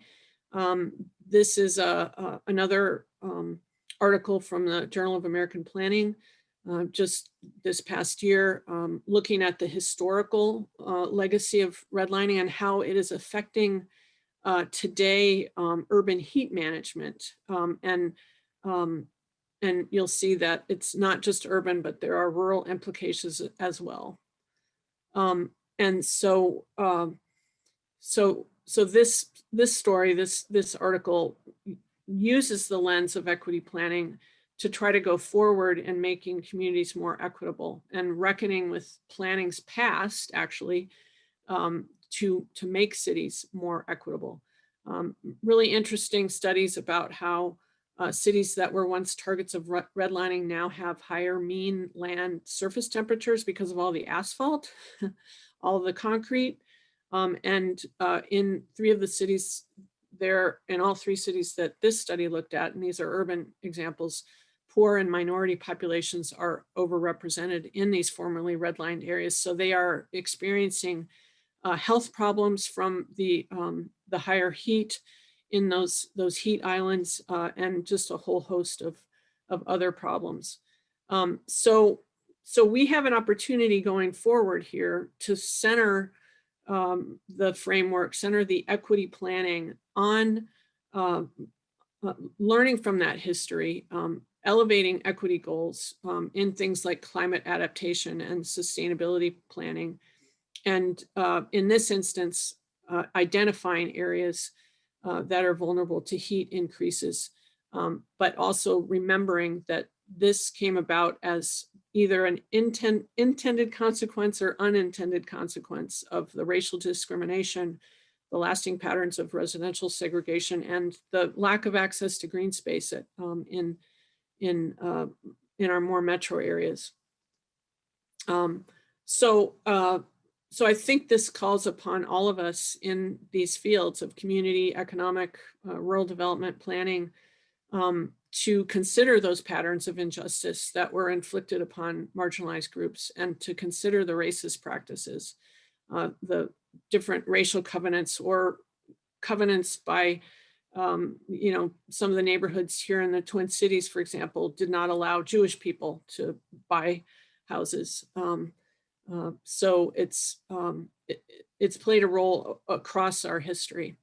And one thing that I think you may have been hearing about some because of the anniversary of, I think the 50th anniversary of it, is the Rondo neighborhood. And I'll talk a little bit about that in a minute, but that federal programs actually provided incentives for major roadway building construction projects in low income areas. And these were often populated by minority populations. And again, the consequences of that are far reaching and long lasting. Things like asphalt and the increases in heat and the associated health problems with that. In fact, the Pollution Control Agency in Minnesota has a mapping tool. Some of you might be familiar with it in your work, to look at the areas of poverty, to look at areas where there's a concentration of people of color, tribal areas, and associating those with air pollution and higher levels of air pollution. Other MPCA sites, the feedlots, hazardous waste. When I looked at this map, I was just pretty shocked at how many potential pollution sites there are in Minnesota. All those orange dots are feedlots and air quality kinds of problems. And it's just pretty amazing. And you guys probably work with some of this every day if you're into the environmental planning and other areas. We pulled some of these maps together in the equity blueprint work that we did to show how climate change is hitting hardest where economic, regional, and racial disparities are greatest. So you can see that similar map from the the Pollution Control Agency. We took that and overlaid it with climate change, and looking at those darker orange areas are where average temperature is increasing faster. And you can see a lot of it is happening in the northern reaches of Minnesota. And those purple dots and the purple lines are the tribal community areas, and then also areas of poverty. So it's pretty striking how climate change, pollution, what have you, is happening in areas that are the most vulnerable to that. So let's get back to Rondo as a part of my closing inspiration. This was a story in the Star Tribune back in December. Why was I-94 built through St. Paul's Rondo neighborhood? And why it was likely because, and it's not just likely, it was because it was an area of where there was a lot of poorer and Black community development. Even by the 1930s, the planners were looking at the Rondo community as a potential route for I-94. And whenever you drive through the Twin Cities, just think about that. Think about the community that was just split in two and pretty much destroyed by I-94 coming in. By 1956, when the highway funds enabled the state to start buying land and begin construction, Rondo residents didn't have the pockets or the voice deep enough to alter or reroute the project, even though some predominantly white neighborhoods did have that and were able to get it to bypass theirs. And what's happened with that is the legacy continues. The destruction destroyed the support system that African Americans had used to achieve their prosperity. And so I just want to conclude with some hope and some work that I've been doing out of the equity blueprint process. We developed lots of partnerships. The question that you guys raised at the end of the panel about partnerships, incredibly important, and partnerships that are built on trust to one another across rural urban spectrum, across the racial spectrum. And what happened in my life and in my work over this past year was helping to build the Alana Community Brain Trust, Alana standing for African, Latino, Asian, and Native American communities, and working with folks like Dr. Bruce Corey of Concordia University here, and Brett Buckner, some of you know from 1mn.org, from our work with the co-creation of the blueprint, forming up what we're calling the Minnesota Solution. And, it rests on something I think that Nancy may have put in the chat and others mentioned earlier in the discussion, that the denial of the value of the person is a fundamental building block of systemic racism or systemic homophobia, systemic whatever. Acknowledging the value of the person is the beginning of healing and will unleash powerful energies to build Minnesota. So we formed this Alana Community Brain Trust, which is primarily made up of Alana community organizations and members. And Dr. Corey is applied economist by training. He teaches at Concordia. He's done a lot of work on entrepreneurship development. In fact, was on a commission under the Jesse Ventura administration that looked at community entrepreneurship as a growth vehicle.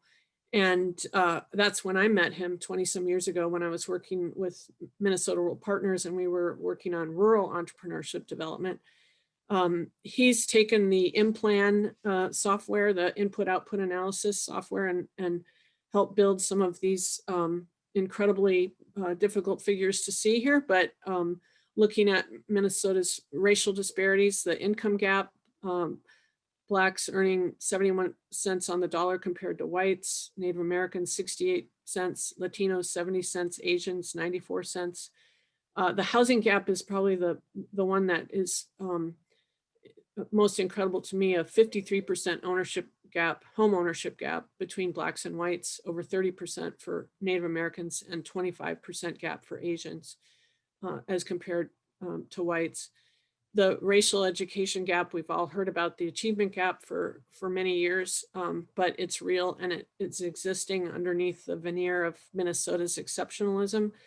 And then when you look at the business losses, the racial investment gap, average sales of Alana firms in Minnesota, $165,000 a year compared to 1.4 million of all firms in Minnesota. And then this all adds up over the decades to a $287 billion cost of racial disparities in Minnesota. And somebody asked the question about, how do we talk to our county commissioners when they may not be exactly into this message we're trying to bring forward?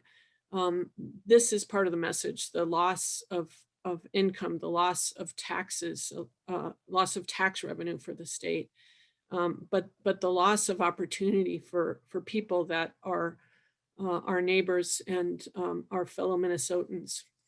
And so you can see Dr. Corey's big points here are 287 billion loss of income, assets, and earnings, or a gain if racial gaps are eliminated, and $2 billion loss in state and local tax revenues. So that's why we formed the Alana Community Brain Trust, put the Minnesota Solution together, built on the work of the Equity Blueprint, going towards shared sustainable prosperity. And these are some of the elements. Some of you have helped build these, the kind of partnerships and the wisdom. But we are pushing this forward in the legislature. We're pushing it forward with partners like you and the initiative foundations as a way to view the Alana communities as a $1.4 trillion asset to Minnesota. And again, emphasizing that we're all in this together. And like the 30 years ago investment in the creation of the initiative foundations themselves, which was an attempt to build rural equity in a time of farm crisis and major recession across the state. We're looking at the idea of building a Alana initiative fund. and making those investments available across the state, but focused on the Alana community, which we want to try to help bring up to equity. So how do you use a DEI framework in your work? You use it, you use equity as your North Star. You welcome and value everyone, and you know in your heart and your mind that everyone belongs. And again, in this work, you must be intentional, persistent, and always, always engage community members, as hard as that might be. And I think that's it for me, Christian.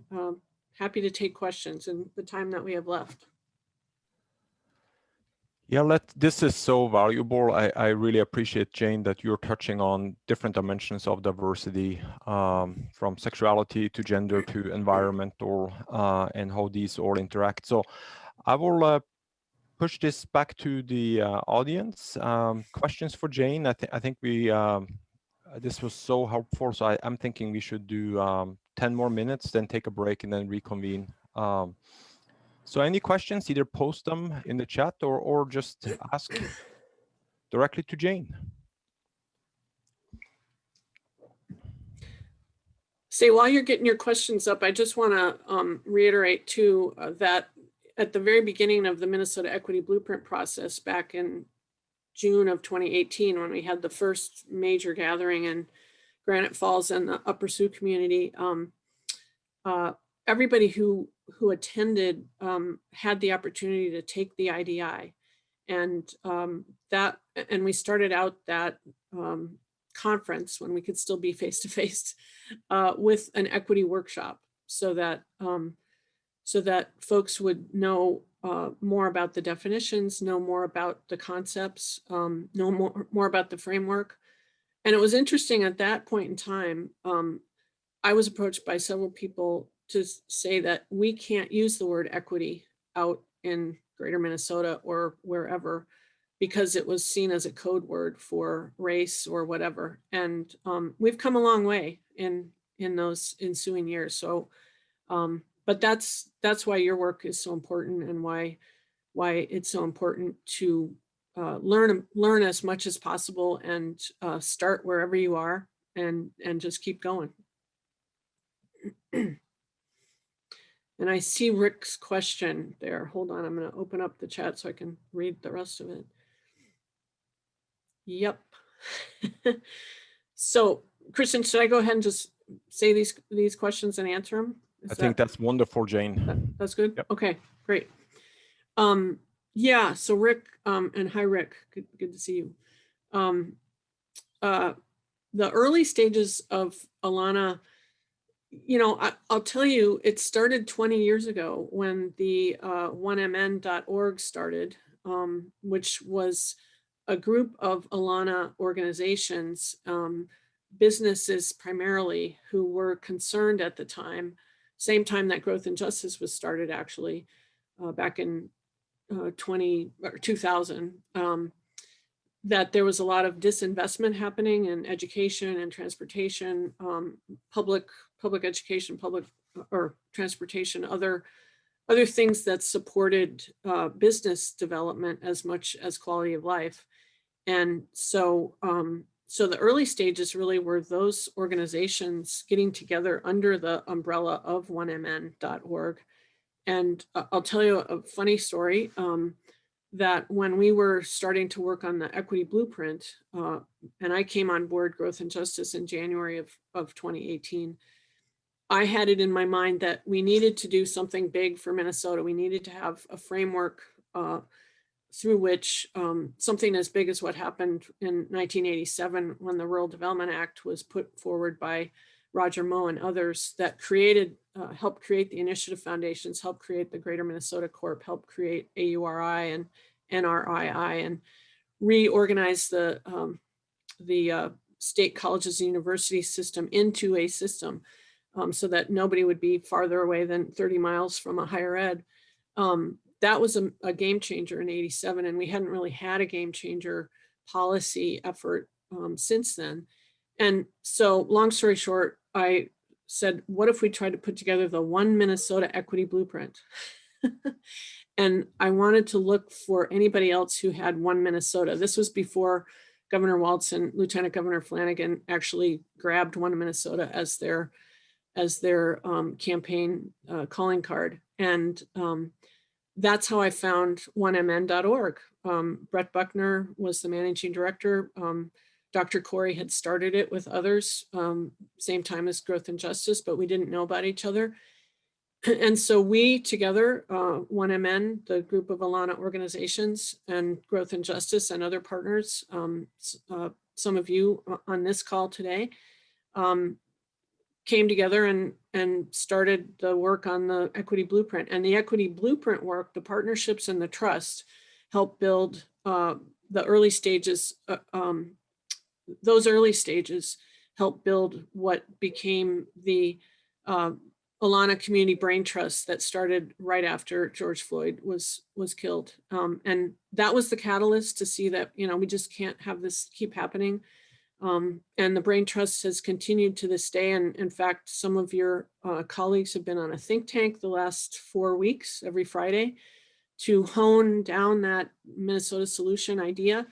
And we're trying to push it through some legislative committees, but also looking at the same kind of partnerships that happened in 1987 for rural Minnesota, with the McKnight Foundation and the legislature and the governor's office all partnering to put money and backing to the point of, I think it was $100 million that year in today's dollars, to set up the framework that we now take for granted today as regional efforts. And the regional development organizations in 87 were the ones that really helped be the catalyst as well for that, because they had been pre-existing since the early 70s and had been doing this kind of coordinating work. So kudos to you guys. Jane, I see there's a question from Jack, which I think is too timely to ignore. What are some strategies to engage communities to ensure equity during the pandemic? Well, boy, that's a big question, Jack. I think this is an example right here of what we're doing today. One of the other things that I've worked on in my life career is access to the internet, getting the internet to Minnesota, period. We thanks again to Minnesota Extension and other partners, back in the 1990s, we were able to pull together a grant from the U.S. Department of Commerce to get 156 kilobit line to every county seat.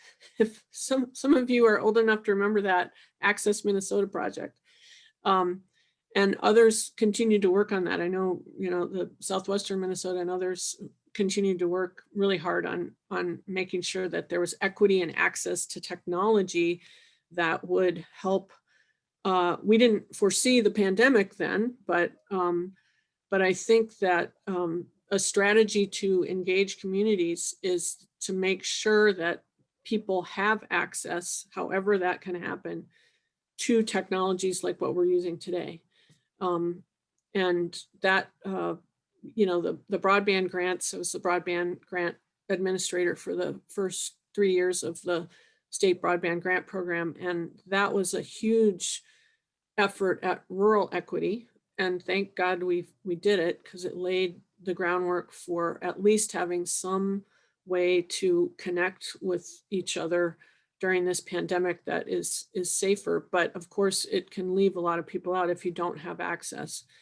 And so I think that ensuring equity during this pandemic and ensuring equity in the form of making sure that everybody is able to get to the table is at least from the technology point of view is making sure that we can have as many points of presence, whether it's a wireless hotspot or what have you, to cover those gaps and get devices to people so that they can participate. That was one of the worries that we had early on with this technology, is if everything goes online, we're going to have some inequities if people don't have access, whether it's filling out a form that everything's online now, or participating in meetings like this.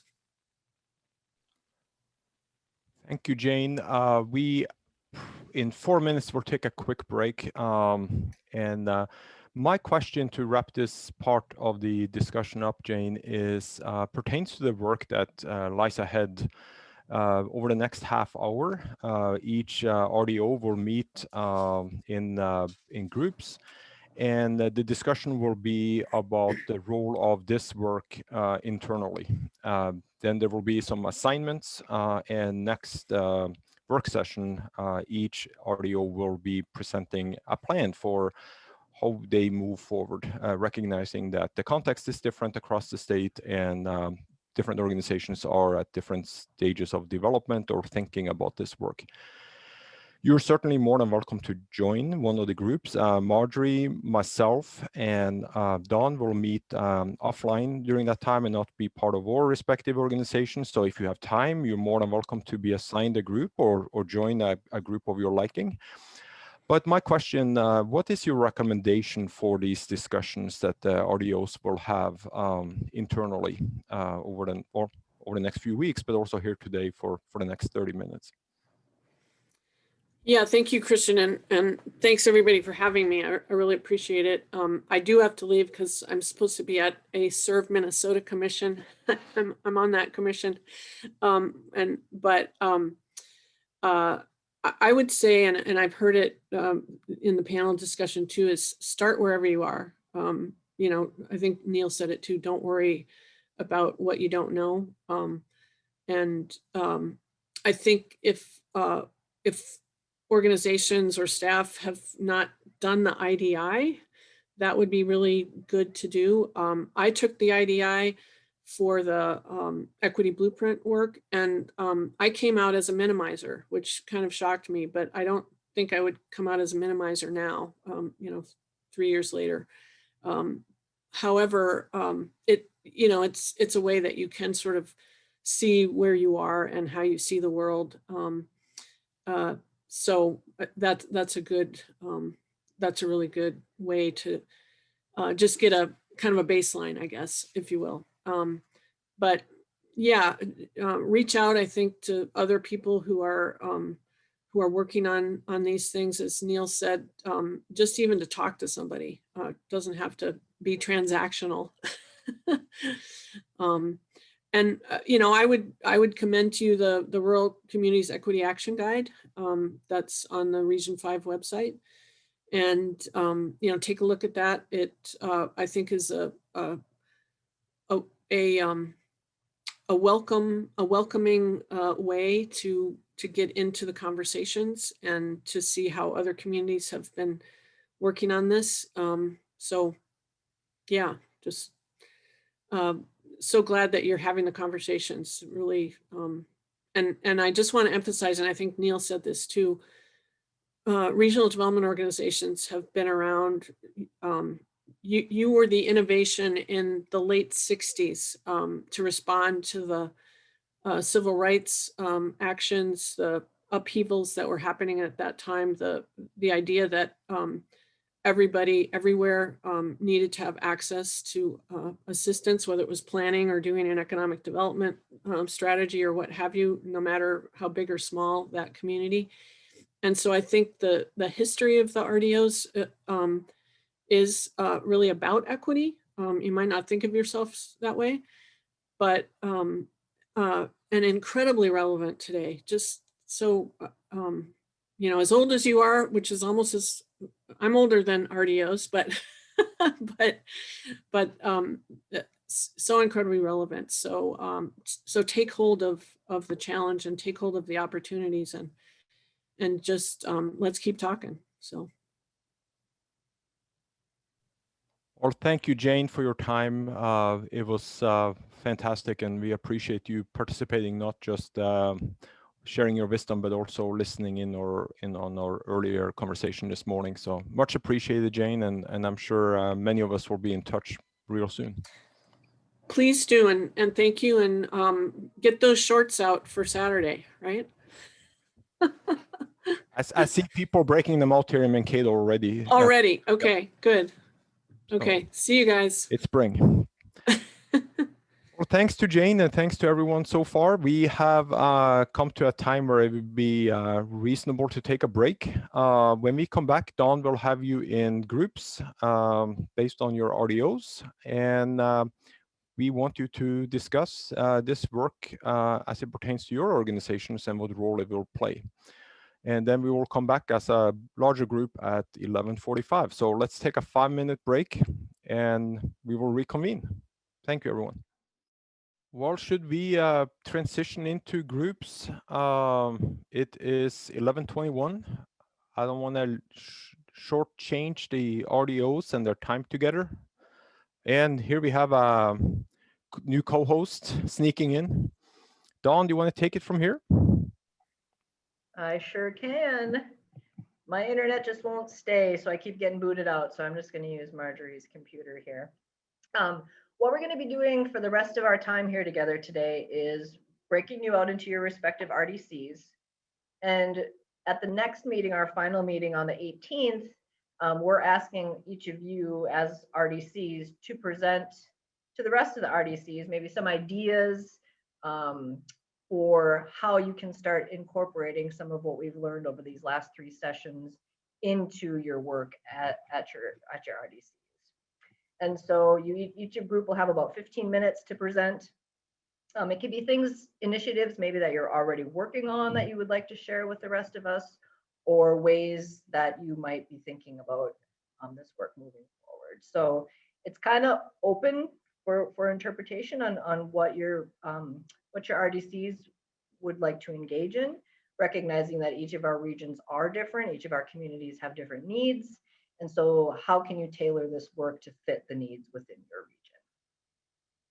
Is that a good enough introduction on what we're asking of you all?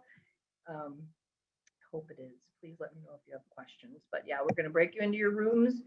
You'll have about 20 minutes or so to begin that planning for what you want to share at the next meeting.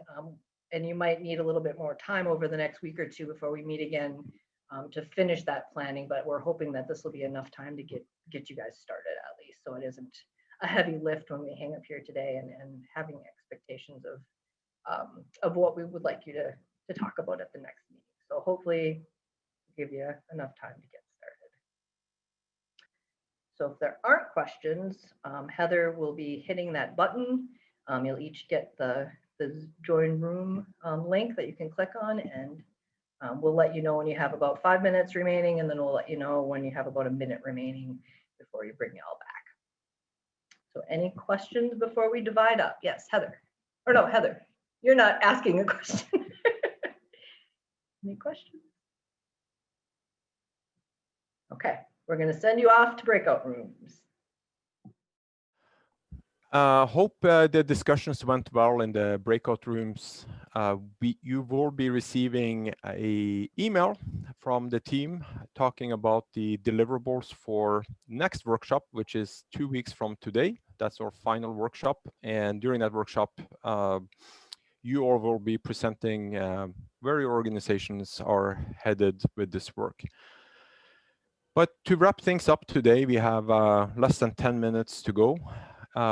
We would love to hear some thoughts, individual thoughts, not necessarily based on the discussions you had as teams, but some sharing of ideas that have come up either from the earlier 2 workshops or today. Any reflections that folks would like to share?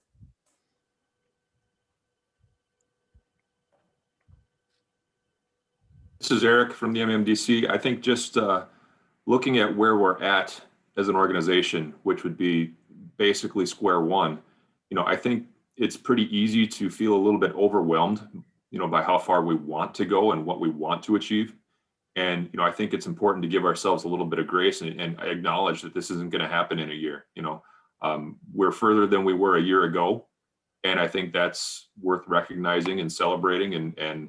But of course, we want to continue moving forward. I think we as a group acknowledge that we're going to need outside expertise, and that there are people to draw from in the community and maybe outside of our community who will be able to help us. And I think that's important to be able to ask for help. And the other thing that we acknowledge is that When it comes to selling the idea to our board, some may be easier sells than others, right? I mean, some are going to be quick to join and some are going to be a little more resistant. And so we need to make sure we're framing our discussions well.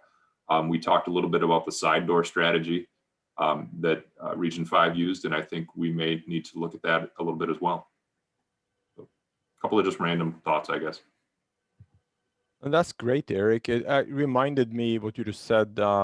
I shared with Dawn and Marjorie during your sessions here that as the panel was presenting this morning, I was reminded as a planner who's no expert in this field that we all do elements of diversity work through our regular work. A couple of years ago, we did a plan with the St. Peter Legion, and it reminded us of the diversity that exists in some of our communities, and in terms of how we work with the elderly, how we work with the disabled. So I think also Jane touched on that, the multiple dimensions of diversity. So this impacts all of us. So, but I agree with Eric. It's easy to think that, oh, this is how can I contribute? And there's so much work to be done. Other thoughts or reflections from across Minnesota? Yeah, I'll say my big takeaway from today when I was just listening and everything was Neil's comment about how we don't have to know it all, because many of us, we don't have the same experiences, so we're not going to fully understand what individuals are going through. And so it's that partnership piece and being able to be empathetic and listening and supportive, and knowing that, you know, we don't have to have all the answers. That's not the goal to fix it. I think a lot of us are fixers and we want to fix the problem. And that's not really what this is about. It's about, you know, gaining that understanding, that knowledge, and working and moving forward. It's not necessarily being that fix it, you know, mindset that a lot of us tend to fall into, I think.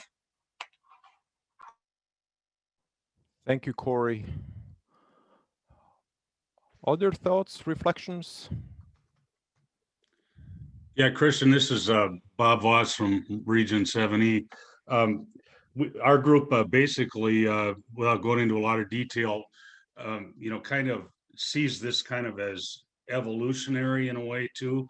And as opportunities come up with things like personnel policies or reports or improvements to our building or parking spaces or you know, just anything that we do that's part of our routine updates, you know, that we are mindful of this kind of diversity, equity, and inclusion substance, and that we're not stepping everything up into high gear and doing it all this year, but over the course of, you know, a number of years, that this will eventually kind of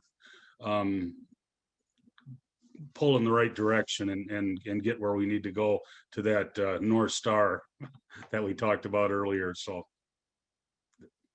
that was our thought process. So that's wonderful, Bob. I appreciate that. Yeah.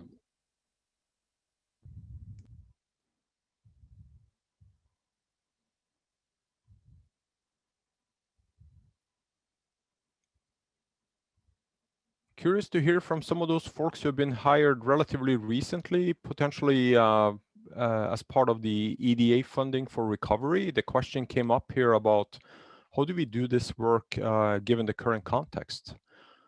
Do the recovery planners, do they run into these challenges, and is it being discussed?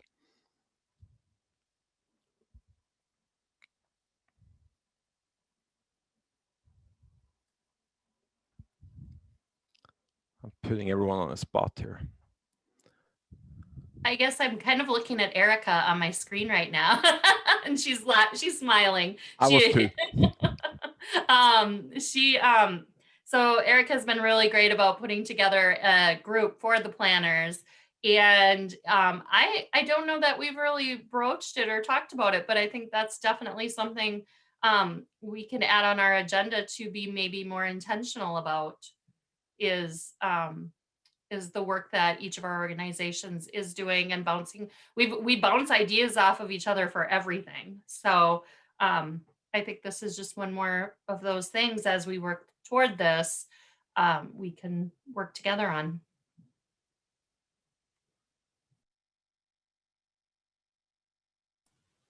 Yeah, I think I agree that I don't know if we've specifically talked about equity, even though I think maybe in some ways we have. Just we've talked about how pandemic has touched every part of our lives, and so each of us is kind of has a different approach and a different almost sector that we focused on, and I think that's the same. I mean, how equity impacts every aspect of our lives. So even if you're, for me, a lot of focus on environment in planning, there's still a lot of pieces that the pandemic is affecting in that sphere, and likewise equity impacts as well. So I think finding what that means in your, not silo, but kind of like what your passion is. There's the pandemic, and equity is impacting that in every aspect of it too. So being intentional about noticing that, I think, is important. That's great, Erica, and thanks, Michelle, too, for chiming in. It's something I've been pondering too. Is like, what's my place in this work? And I'm curious to reflect on that question that was posted about how the recovery work is being done with the challenges of diversity, equity, inclusion pressing over a pandemic. So I appreciate the feedback from the two of you. I will pass it on here. It's 11:57. I will pass it to the MADO San Juan field office for closing thoughts and reflections from Dawn and Marjorie. We missed you, Christian. We do miss you. Anything we need to share with them before with the larger group, or Dawn, we will be sending out an email, right? Yep.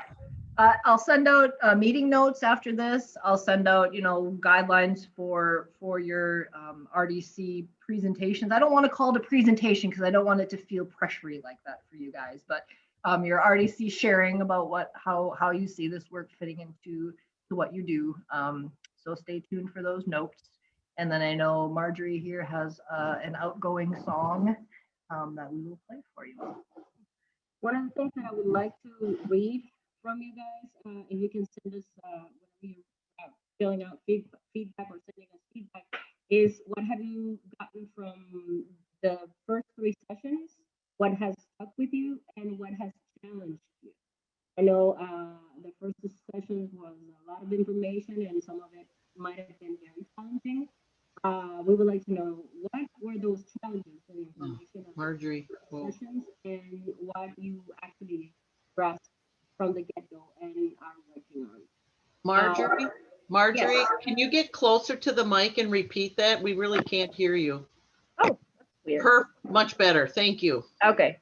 So one of the things that we would like to read from you in your feedbacks and your emails, the communications that we've been getting is, what are the things that you gathered that really stuck with you from the first 3 sessions, as well as what were those things that challenged you emotionally, mentally, all the process that I know this is not an easy topic and it might get to our personal, affecting us personally. So we would like to know what are those things that actually shook you and challenged you.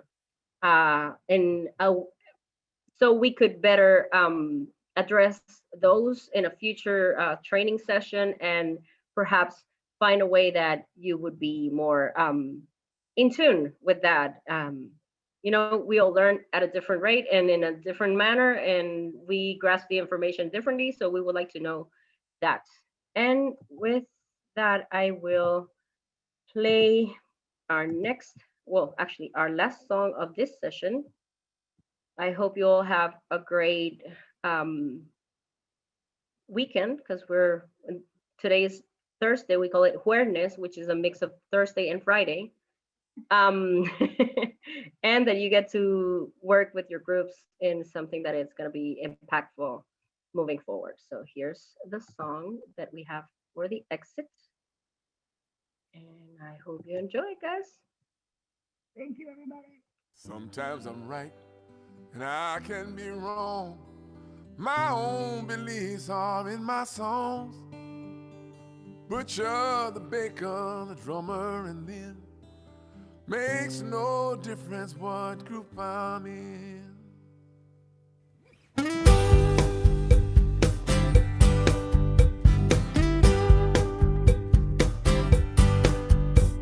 Well, sometimes I'm right, and I could be wrong. My own beliefs are in my song. The butcher, the banker, the drummer, and then it makes no difference what group I'm in. 'Cause I am everyday people. There is a blue one that can't accept the green one, for living with the fat one, trying to be a skinny one. Different strokes for different folks, and so on and so on. And Scooby-Dooby-Dooby-Doo, sha-sha. We got to live together. I am no better, and neither are you. We are the same, whatever we do. You love me, you hate me, you know me, and then still can't figure out the thing I'm in. 'Cause I am everyday people. Yeah, yeah.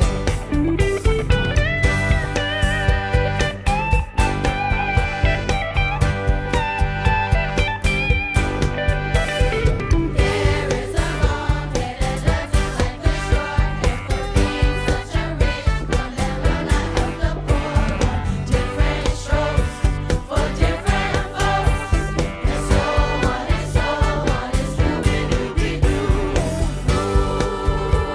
sha-sha. We got to live together.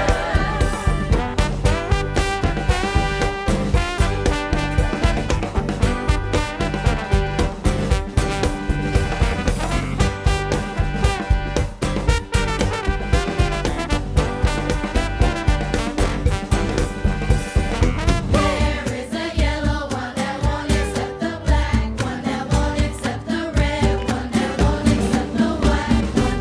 Different strokes for different folks, and so on and so on. And Scooby-Dooby-Doo, sha-sha. I am everyday people.